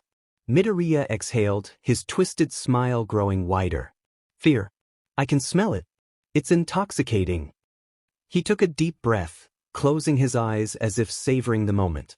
𝗧𝗪𝗪, tied to her chair, let out muffled screams of anguish, her body trembling with despair. Midoriya turned to her, his smile contorting into a grotesque expression of delight. 𝗧𝗪𝗪, I didn't forget about you. You see, I like to make things personal. With deliberate slowness, he approached her and gripped her severed tongue, which he had cruelly kept. Wrapping it around her neck, he began to choke her, tightening it inch by inch.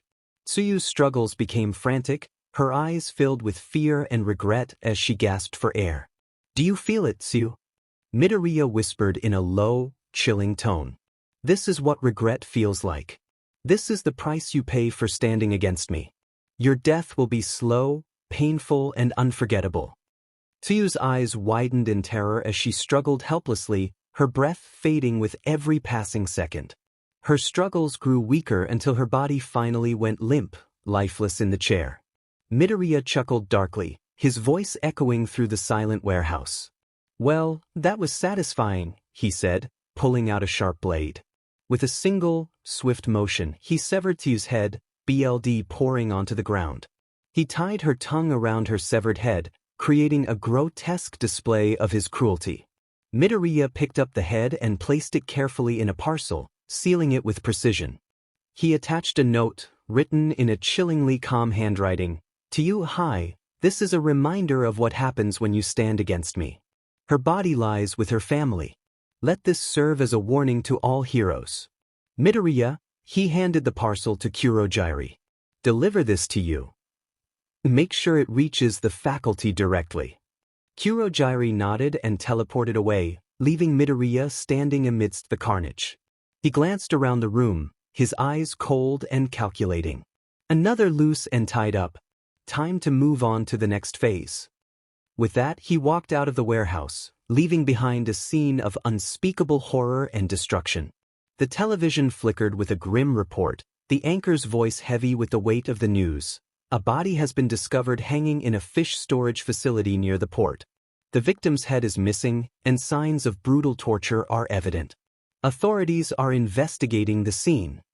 The screen cut to footage of the storage shed, police cordoning off the area as investigators worked tirelessly to uncover the truth.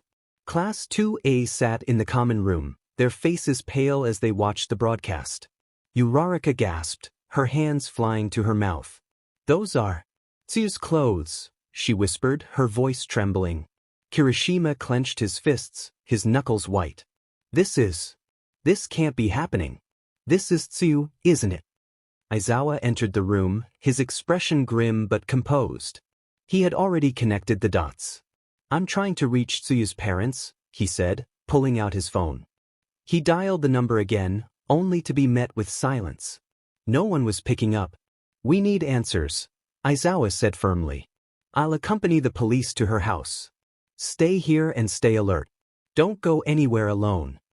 The students nodded reluctantly, the atmosphere in the room heavy with fear and sorrow. At the scene, Aizawa and the police arrived at 𝗬𝗧's family home.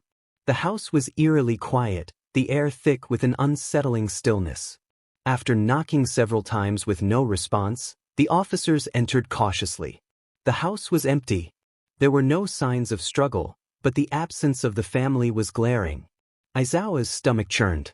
He didn't need to be told that something was very, very wrong. Meanwhile, in a dimly lit room, Midoriya leaned back in a chair, his cold eyes fixated on the news report. His black sclera and white pupils gave him an otherworldly appearance, and his unsettling smile never wavered. "Perfect," he murmured, his voice dripping with satisfaction. Turning to a nearby monitor, he spoke into a voice modulator. "Garaki, are the 𝗵𝗃 ready? I told you to prepare 4 𝗵𝗃s with the quirks I specified. Are they done?" A distorted voice replied over the intercom. "Almost, Midoriya. Just a bit more fine-tuning, and they'll be ready to deploy." Midoriya's smile widened into a grin that sent chills down spines. "Good. I'll need them soon. This is only the beginning. Let's see how long these so-called heroes can hold out when I start turning their world upside down." He leaned forward, his fingers steepled under his chin, watching the chaos unfold with a chilling sense of satisfaction. The sterile air heavy with the faint hum of machinery. 4 massive chambers lined one wall, each filled with a viscous green fluid. Inside, the mangled bodies of 𝗬𝗧's family had been grotesquely transformed into 𝗵𝗃s, their once human forms now twisted into horrifying abominations. Midoriya observed them with a detached, calculating expression, his fingers lightly tapping the edge of a console. 𝗵𝗃 1, 𝗬𝗧's father, the largest of the 4, this 𝗵𝗃 towered at nearly 8 feet tall, its bulky frame covered in patches of black, amphibian-like skin that glistened unnaturally. Its elongated arms hung down past its knees, ending in webbed claws capable of slicing through steel. Its face was a grotesque mimicry of 𝗬𝗧's father, with wide, vacant eyes and a jaw that could unhinge to unleash a devastating sonic screech. Tiny suction cups lined its forearms, enabling it to scale any surface with ease. Quirks, Sonic Blast, emits a deafening sonic wave that can disorient enemies and cause structural damage. Enhanced Strength, can lift and throw heavy objects with ease, comparable to All Might's lower power levels. Wall Crawler, adheres to walls and ceilings, moving silently to ambush its prey. 𝗵𝗃 2, 𝗬𝗧's mother. This 𝗵𝗃 had a lean, sinewy build, its body covered in scales that shimmered with an eerie green hue. Long, serpentine limbs twisted unnaturally as it floated within the chamber. Its face was warped, with sharp, protruding teeth and glowing red eyes. A long, 𝗬𝗏𝗏-like tongue extended from its mouth, tipped with a venomous stinger capable of paralyzing its victims. Quirks, Venom Sting. The tongue's stinger delivers a paralytic toxin that can incapacitate targets instantly. Elasticity, limbs and tongue can stretch to incredible lengths for ranged attacks. Camouflage can blend seamlessly into its surroundings, making it nearly invisible. 𝗵𝗃, Tsuyu's sister. This smaller 𝗵𝗃 retained the petite frame of Tsuyu's younger sister, but its appearance was far from innocent. Its body was grotesquely emaciated, with sharp, bony protrusions jutting out from its limbs. Its mouth stretched unnaturally wide, filled with razor-sharp teeth, and its frog-like eyes glowed an ominous yellow. Long, clawed fingers twitched menacingly, hinting at its predatory nature. 𝗃𝗧𝗏, acid spit, generates a highly corrosive liquid that can melt through most materials. Regeneration rapidly heals from injuries, making it difficult to incapacitate. Enhanced agility moves with incredible speed and precision, making it a lethal close-range fighter. 𝗵𝗄4, Tsuyu's brother, the youngest of the family, had been transformed into a horrifyingly spider-like creature. Multiple limbs sprouted from its back, each ending in sharp, blade-like appendages. Its face was barely recognizable, with hollow eye sockets that glowed faintly blue and a twisted grin that stretched far beyond human limits. Its torso pulsed with an eerie blue light, a sign of the powerful energy it contained.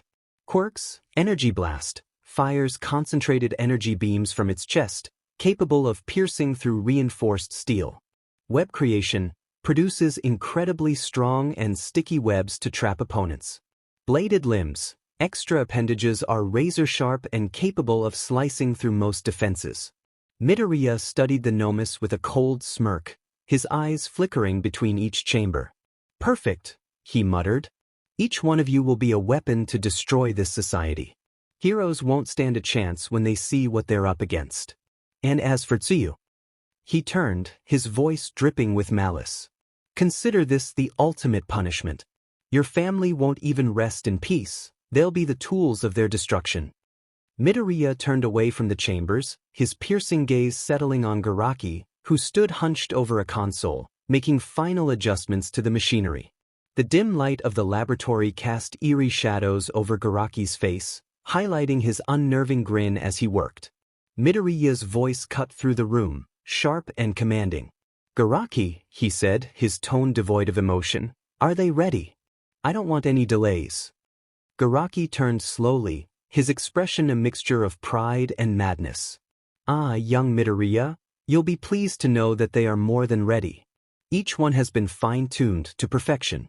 Their quirks have been fully integrated, and their bodies optimized for destruction. Just give the word, and they'll be unleashed upon the world." Midoriya stepped closer to the chambers, his eyes scanning each twisted creation with a clinical detachment. "Good," he muttered, his voice low. "These 𝗵𝗃s will be the beginning of a new chapter, my chapter. Society will crumble under the weight of their sins, and it'll all start with these monsters." 𝗧𝗏𝗏 chuckled darkly. "You've truly outdone yourself, Midoriya, turning their family into weapons. It's poetic, really. A fitting punishment for their betrayal." Midoriya's smirk grew as he placed a hand on the glass of one of the chambers. The 𝗵𝗃 inside twitched slightly, as though responding to his presence. "Poetic? No, 𝗧𝗏𝗏. This is justice. The kind of justice this broken world deserves. Now prepare to release them. The next phase of my plan begins tonight." 𝗧𝗏𝗏 nodded, his fingers flying over the keyboard. "As you command. They'll be ready for deployment within the hour." Midoriya turned on his heel, the faint glow of the chambers casting an ominous light on his retreating figure. "Good. Make sure nothing goes wrong. Failure is not an option." As he walked away, his voice echoed through the room, cold and final. "And 𝗧𝗏𝗏, make sure the world knows exactly who's responsible when the chaos begins." Midoriya stood in the dimly lit laboratory, his gaze fixed on the four 𝗵𝗃s as they emerged from their chambers. The grotesque figures moved with unnerving precision, their monstrous forms a testament to 𝗧𝗏𝗏's twisted genius.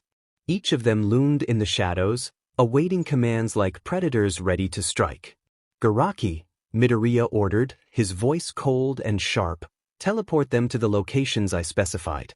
Let the world see the beginning of its end." 𝗧𝗏𝗏 nodded, cackling as he activated the teleportation system.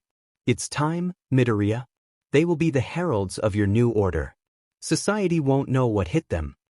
The 𝗵𝗃 were enveloped in shimmering portals, their monstrous forms disappearing one by one. Downtown City Square, in the heart of the bustling city, the first 𝗵𝗃 materialized, a hulking, armored brute with Tsuyu's father's features grotesquely distorted. Its quirk, shockwave eruption, sent massive tremors through the ground with every step. Buildings crumbled, cars flipped, and people screamed as chaos erupted. It raised a massive fist, slamming it into the pavement and sending shockwaves through the city. The air filled with dust and debris, and terrified citizens fled in every direction. Commercial district. In a lively shopping area, the second 𝗵𝗃 appeared, a sleek, insectoid creature with multiple limbs and sharp claws, twisted remnants of Tsuyu's mother's body. Its quirk, acidic web, allowed it to shoot corrosive webs that melted through steel and concrete. The 𝗵𝗃 crawled along the sides of buildings, spewing its acidic substance, which dripped down and destroyed everything it touched. Shoppers and workers scrambled to escape as entire storefronts dissolved into puddles of corrosive goo. Residential suburbs. The third 𝗵𝗃, a wiry, grotesque figure resembling Tsuyu's younger sister, emerged in a quiet suburban neighborhood. Its quirk, sonic screech, unleashed deafening sound waves that shattered windows and ruptured eardrums. The peaceful neighborhood turned into a scene of chaos as people ran, clutching their ears, their cries drowned out by the 𝗵𝗃's piercing wail. Houses collapsed under the force of the sound waves, and the air was filled with the sound of destruction. Industrial complex. The final 𝗵𝗃, a towering, winged beast resembling Tsuyu's younger brother, appeared in an industrial area. Its quirk, inferno wings, allowed it to unleash streams of fire from its wings, setting warehouses and machinery ablaze. Flames consumed the industrial complex, and the 𝗵𝗃 flew through the inferno, its fiery attacks leaving nothing but ash in its wake. Workers fled as explosions rocked the area, lighting up the night sky with a fiery glow. Back at the base, Midoriya watched the destruction unfold on multiple monitors, his smirk widening as the chaos spread. "Look at them," he said, his voice cold and filled with satisfaction. "Scrambling like ants, powerless to stop what's coming. This is only the beginning." 𝗧𝗵𝗃, standing beside him, laughed. "Your message will be heard loud and clear, Midoriya. They'll know fear like never before." Midoriya leaned back in his chair, his eyes gleaming with malice. "Good. Let them burn. Let them suffer. And when they finally realize who's behind this, it will be too late to stop me." High school Aizawa sat in the staff room, scrolling through reports of the city's increasing unrest. His phone buzzed with a priority alert from the Hero Association. He picked it up, his eyes narrowing as he read the emergency message. Multiple 𝗵𝗃 attacks reported in downtown City Square, commercial district, residential suburbs, and industrial complex. Immediate hero intervention required. Aizawa's heart sank. He quickly addressed the other teachers. "We've got a situation. 4 𝗵𝗃s have appeared simultaneously in different parts of the city. Notify the pro-heroes. We're heading out. Fight." 𝗵𝗃 1. Tsuyu's father versus 𝗵𝗃. The city was in chaos. Glass shattered and screams filled the air as the massive 𝗵𝗃 clung to the side of a skyscraper, its grotesque form a horrifying sight against the urban skyline. The 𝗵𝗃 let out an ear-splitting sonic blast, the shockwave ripping through nearby buildings and sending debris plummeting onto the streets below. Civilians ran in panic, some covering their ears to escape the piercing noise, while others stumbled and fell, disoriented by the sheer force of the soundwave. Sirens wailed in the distance as pro-hero 𝗵𝗃 arrived on the scene, flames roaring around him as his fiery aura lit up the street below. 𝗵𝗃, another one of these monsters. And it's stronger than any I've faced before. The 𝗵𝗃 turned its lifeless eyes toward 𝗵𝗃, its wide, unhinged jaw emitting an unsettling gurgle as it leaped from the skyscraper, its webbed claws outstretched. 𝗵𝗃 launched a fiery blast from his hands, jet burn, directly into the 𝗵𝗃's chest. The flames scorched its amphibian-like skin, but the creature barely flinched, landing heavily on the pavement and sending shockwaves through the ground. 𝗵𝗃 countered with a swipe of its massive claw, ripping through a parked car as it charged at 𝗵𝗃𝗏. The pro hero dodged to the side, using his hell spider technique to create fiery tendrils that slashed at the 𝗵𝗃's limbs. 𝗵𝗃𝗏, you're durable, I'll give you that. The 𝗵𝗃 let out another sonic blast, this time directed at 𝗵𝗃𝗏. The sound wave hit him squarely, pushing him back several feet and causing cracks to spread across the surrounding buildings. He gritted his teeth, his ears ringing, and steadied himself. Realizing the damage to civilians and infrastructure was too great on the ground, 𝗵𝗃𝗏 took the fight to the skies. He rocketed upward with his flames, but the 𝗵𝗃 was faster than anticipated.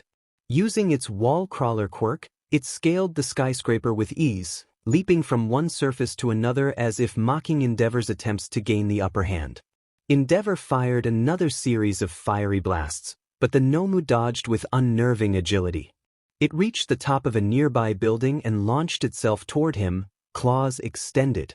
𝗵𝗃𝗏 barely managed to block with a fiery shield, but the force of the impact sent him crashing through a nearby billboard. 𝗵𝗃𝗏, 𝗬𝗵. This thing's stronger than I expected. The 𝗵𝗃 didn't let up. It scaled the building again, this time emitting a sonic blast so powerful it cracked the skyscraper's foundation.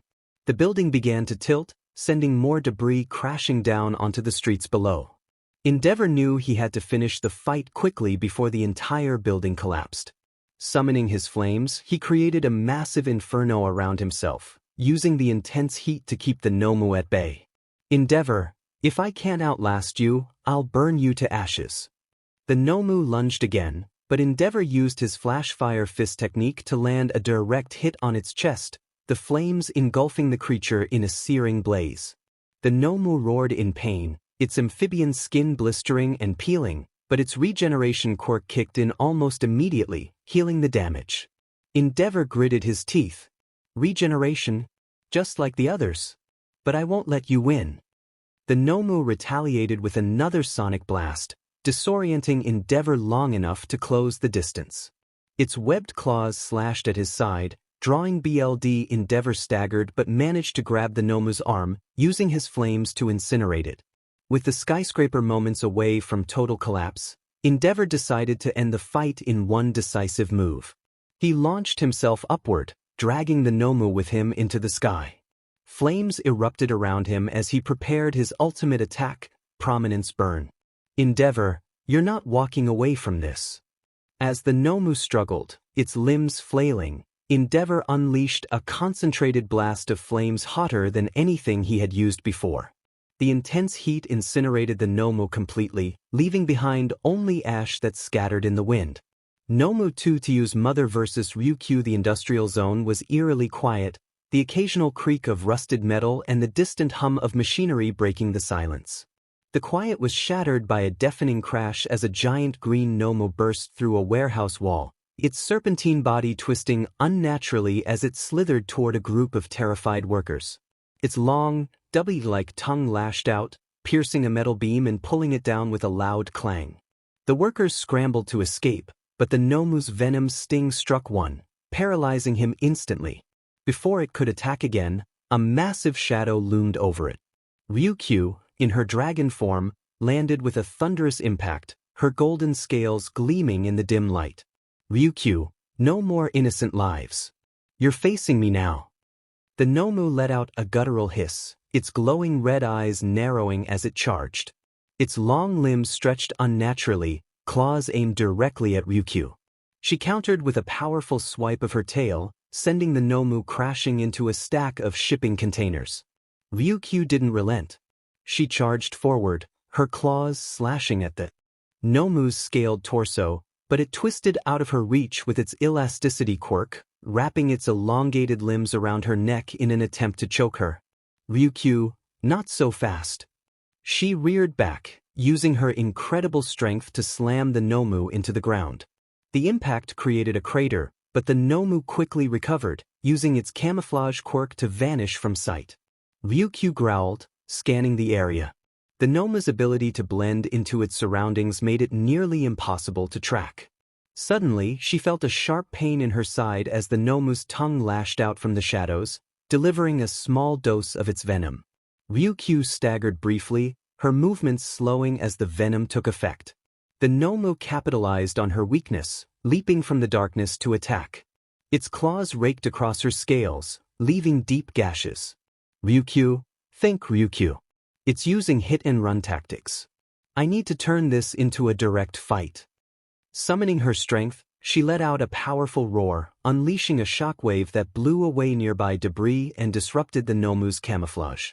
The creature hissed, its body briefly flickering back into visibility. 𝗬𝗂𝗃 lunged, using her massive wings to propel herself forward. She grabbed the 𝗵𝗃 with both claws, lifting it high into the air. The creature writhed and lashed out, its tongue and claws scraping against her, but she held firm. 𝗬𝗂𝗃, you like hiding in the dark. Let's see how you handle the open sky. She flew higher and higher, the industrial zone shrinking below them. The 𝗵𝗃 thrashed violently, using its elasticity to wrap around her limbs and restrict her movement. 𝗬𝗂𝗃 roared in frustration, then suddenly folded her wings, diving straight toward the ground. The wind howled around them as they plummeted, the 𝗵𝗃 unable to release its grip in time.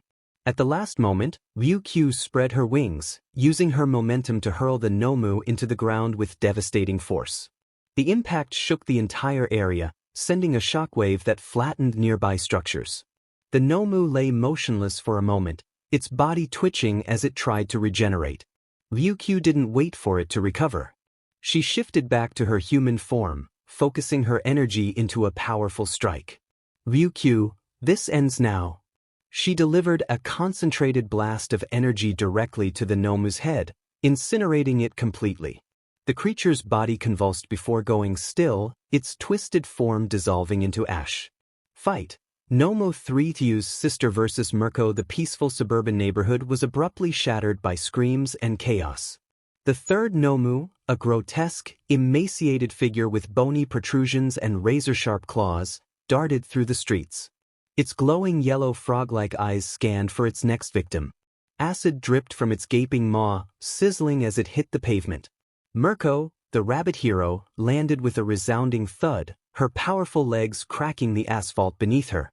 She quickly assessed the situation, overturned cars, melted walls, and panicked civilians fleeing in every direction. 𝗵𝗃, well, aren't you a nasty little monster? You're gonna regret coming here. The 𝗵𝗃 let out a guttural hiss, acid dripping from its mouth as it crouched low, preparing to strike. The 𝗵𝗃 lunged at 𝗵𝗃 with terrifying speed, its claws slicing through the air. 𝗵𝗃 leapt out of the way, her powerful legs propelling her onto a nearby rooftop. The 𝗵𝗃 followed, its enhanced agility allowing it to keep up with her movements. 𝗵𝗃, quick little 𝗬𝗧𝗍, aren't you? Let's see how tough you are. She launched herself toward the 𝗵𝗃, her signature move Luna Fall aiming a powerful kick at its head. The 𝗵𝗃 blocked with its bony protrusions, deflecting her attack and countering with a swipe of its claws. 𝗵𝗃 twisted in midair, narrowly avoiding the strike and landing gracefully.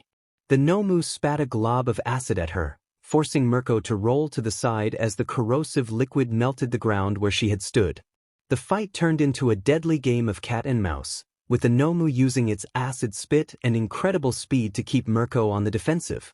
Every time she got close, it would either lash out with its claws or spit acid to force her back. 𝗵𝗃, you're fast, but I've got the stamina to keep this up all night. Let's see if you do.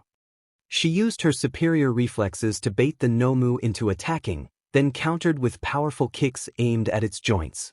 Her blows connected, cracking the 𝗵𝗃's legs and forcing it to momentarily retreat. The 𝗵𝗃 let out a shrill screech, its regeneration kicking in as its damaged limbs began to heal. 𝗵𝗃, oh come on. You can't make this easy, can you? Realizing she needed to change tactics, 𝗵𝗃 began targeting the 𝗵𝗃's movement. She aimed her attacks at its knees and ankles, crippling it with rapid, brutal strikes. The 𝗵𝗃, now limping, grew more desperate. It leapt onto a nearby house, attempting to spit acid from a distance.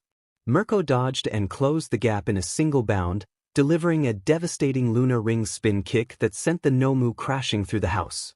As the 𝗵𝗃 emerged from the rubble, its body visibly struggling to regenerate, 𝗵𝗃 didn't give it a chance to recover. She leapt high into the air, her leg glowing with the force of her next attack. "Mirko, time to put you down for good." She came down with a thunderous Luna fall, her heel smashing into the 𝗵𝗃 head. The force of the impact shattered its skull, splattering acid and bone across the ground. The 𝗵𝗃 twitched one last time before going completely still. Fight. 𝗵𝗃 brother versus 𝗵𝗃𝗏 and 𝗃𝗁𝗵𝗃. The docks were alive with the sound of chaos. The fourth 𝗵𝗃, a grotesque spider-like creature with multiple bladed limbs and hollow, glowing blue eye sockets, had torn through shipping containers like paper. Sticky webs stretched between the cranes and cargo stacks, trapping civilians and heroes alike in its deadly threads. Its torso pulsed with a faint blue light, a chilling sign of the energy it stored. The 𝗵𝗃 let out a distorted screech, raising its bladed appendages and tearing through a group of pro-heroes who had tried to stop it. 𝗵𝗃𝗏 arrived, flames roaring around him. Beside him was 𝗃𝗁𝗵𝗃, his dark shadow extending protectively over a group of civilians trapped in the 𝗵𝗃's web. 𝗵𝗃𝗏, stay behind me, 𝗃𝗁𝗵𝗃. This isn't your average 𝗵𝗃. 𝗃𝗁𝗵𝗃, understood, but Dark Shadow and I are ready to assist. The 𝗵𝗃 lunged toward them, its bladed limbs whirring like saws. 𝗵𝗃𝗏 met its charge head-on, unleashing a torrent of flames with his hell spider technique. The intense heat melted the webbing in its path and scorched the 𝗵𝗃's limbs, forcing it back. The 𝗵𝗃 countered by firing an energy blast from its chest, the concentrated beam of energy cutting through a crane and sending it toppling toward the heroes. 𝗃𝗁𝗵𝗃, Dark Shadow, stop that crane. Dark Shadow surged forward, catching the crane mid-fall and gently lowering it to the ground. 𝗵𝗃𝗏 used the distraction to close the gap between himself and the 𝗵𝗃, his fists engulfed in flames as he delivered a powerful strike to its torso. The 𝗵𝗃 screeched in pain but retaliated by firing another energy beam. 𝗵𝗃𝗏 dodged, the beam narrowly missing him and obliterating a stack of containers behind him. The 𝗵𝗃's web creation made it a formidable opponent in the crowded port. It used the sticky threads to control the battlefield, creating traps and limiting the hero's movements.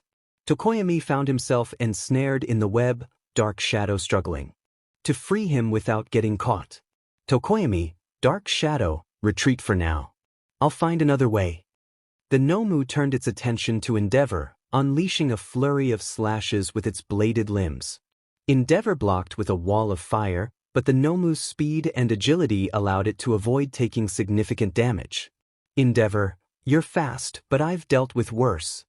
He unleashed Prominence Burn, a massive explosion of heat and flames that engulfed the 𝗵𝗃. For a moment, it seemed as though he had won, but the 𝗵𝗃 emerged from the flames, its regeneration rapidly healing its wounds. Freed from the webbing, 𝗃𝗁𝗵𝗃 regrouped with Dark Shadow. He noticed the 𝗵𝗃's glowing torso and deduced it was the source of its energy blasts. 𝗃𝗁𝗵𝗃, Dark Shadow, aim for its chest. That's its weak point.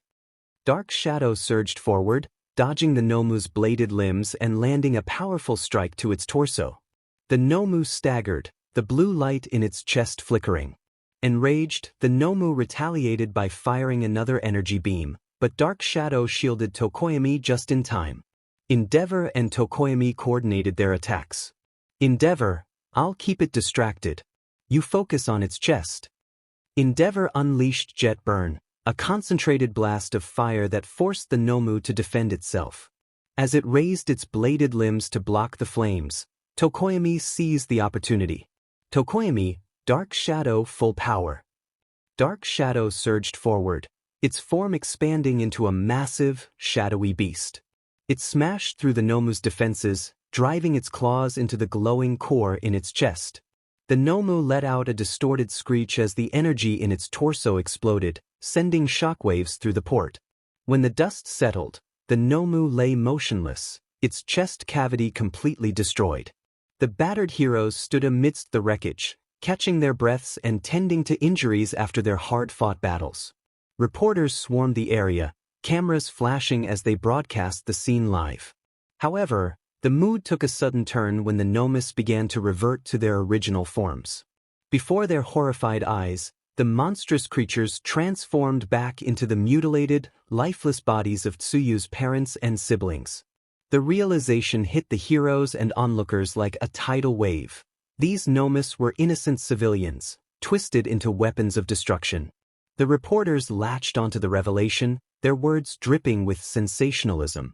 Reporter, what kind of heroes are these, who celebrate victory while standing atop the corpses of innocent civilians? Another reporter, how could this happen? Were the heroes negligent, or is this a failure of the entire system? Civilians who had gathered to watch the heroes began shouting, their anger and fear directed at the very people who had risked their lives to protect them. Civilian 1, you call yourselves heroes. You let this happen.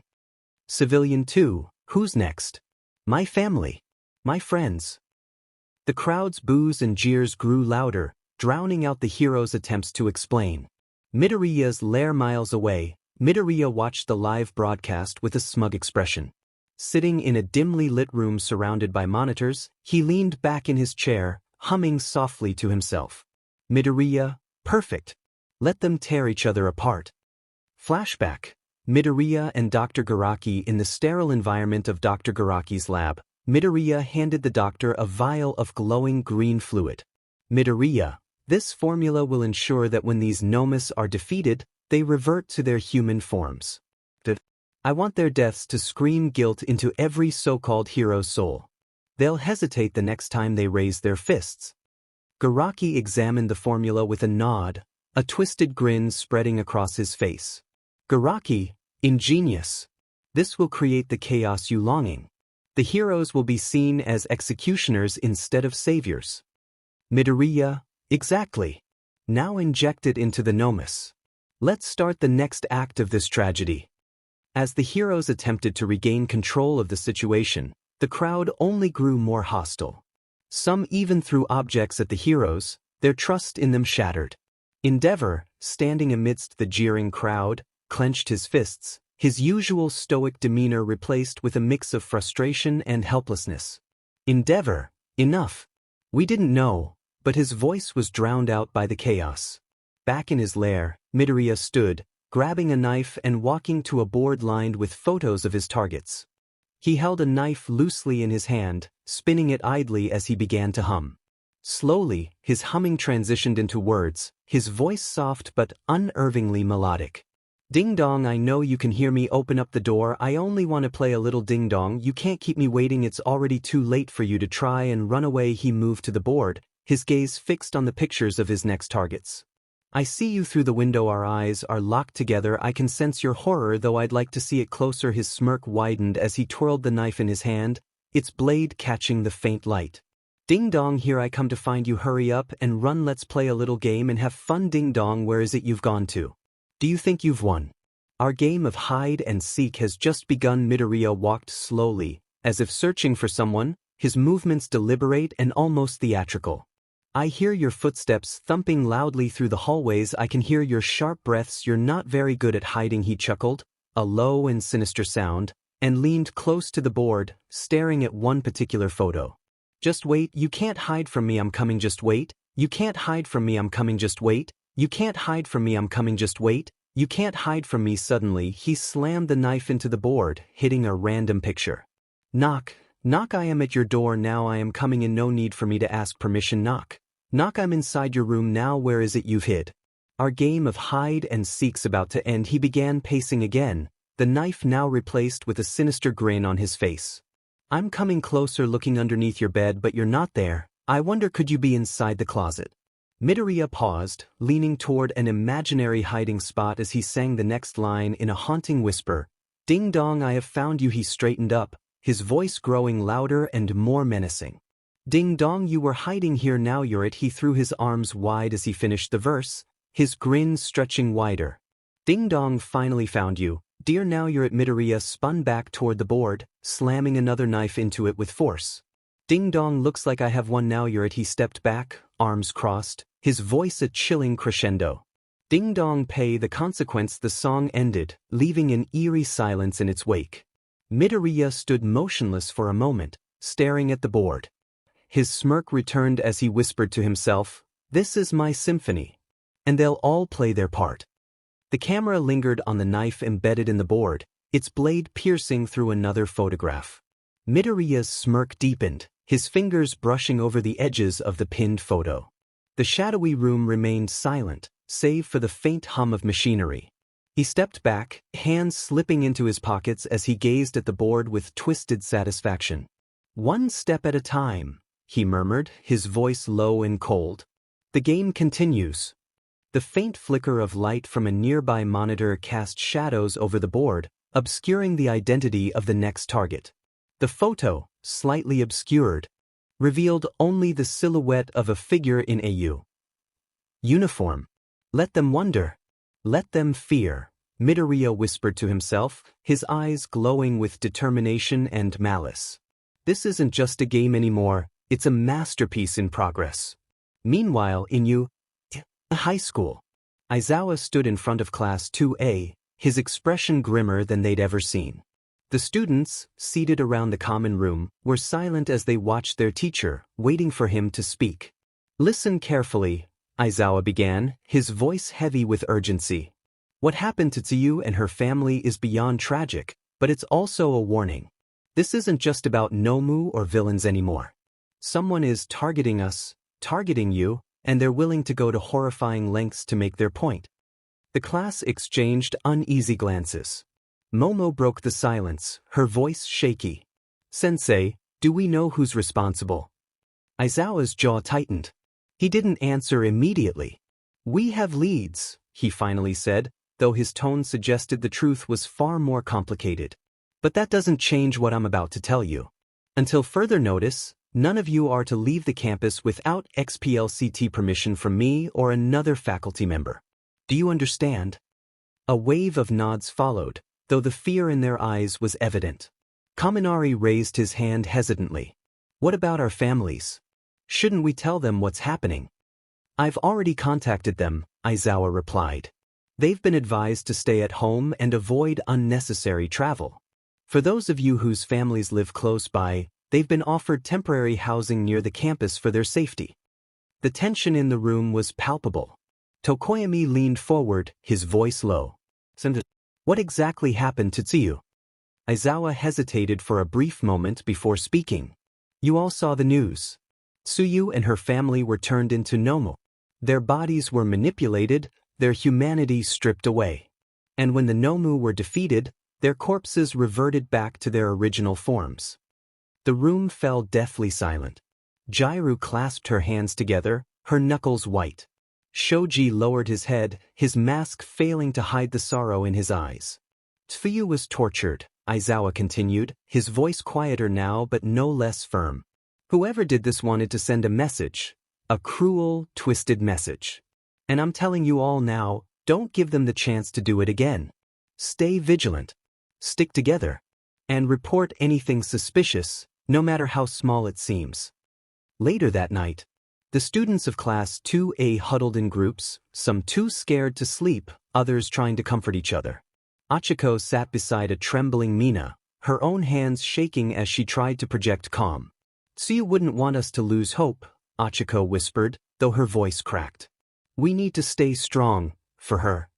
Bakugo, unusually quiet, stood near the window, his gaze fixed on the dark horizon. He clenched his fists, his mind racing. "Damn it, Deku," he muttered under his breath. "What the hell are you doing?" Back in the shadows, Midoriya leaned against a wall, his gaze distant yet focused. A faint hum of amusement escaped him as he tapped the board with his finger, specifically on the pinned photo. "Tick-tock, little hero," he said softly, almost sing-song. "The clock's ticking, and your turn is coming soon." As he turned to leave, the camera panned back to the board. The dim light shifted just enough to reveal a single detail of the photo, a lock of unmistakable green hair. The tension lingered as the scene faded to black, leaving only the question of who the target was, and what would happen next.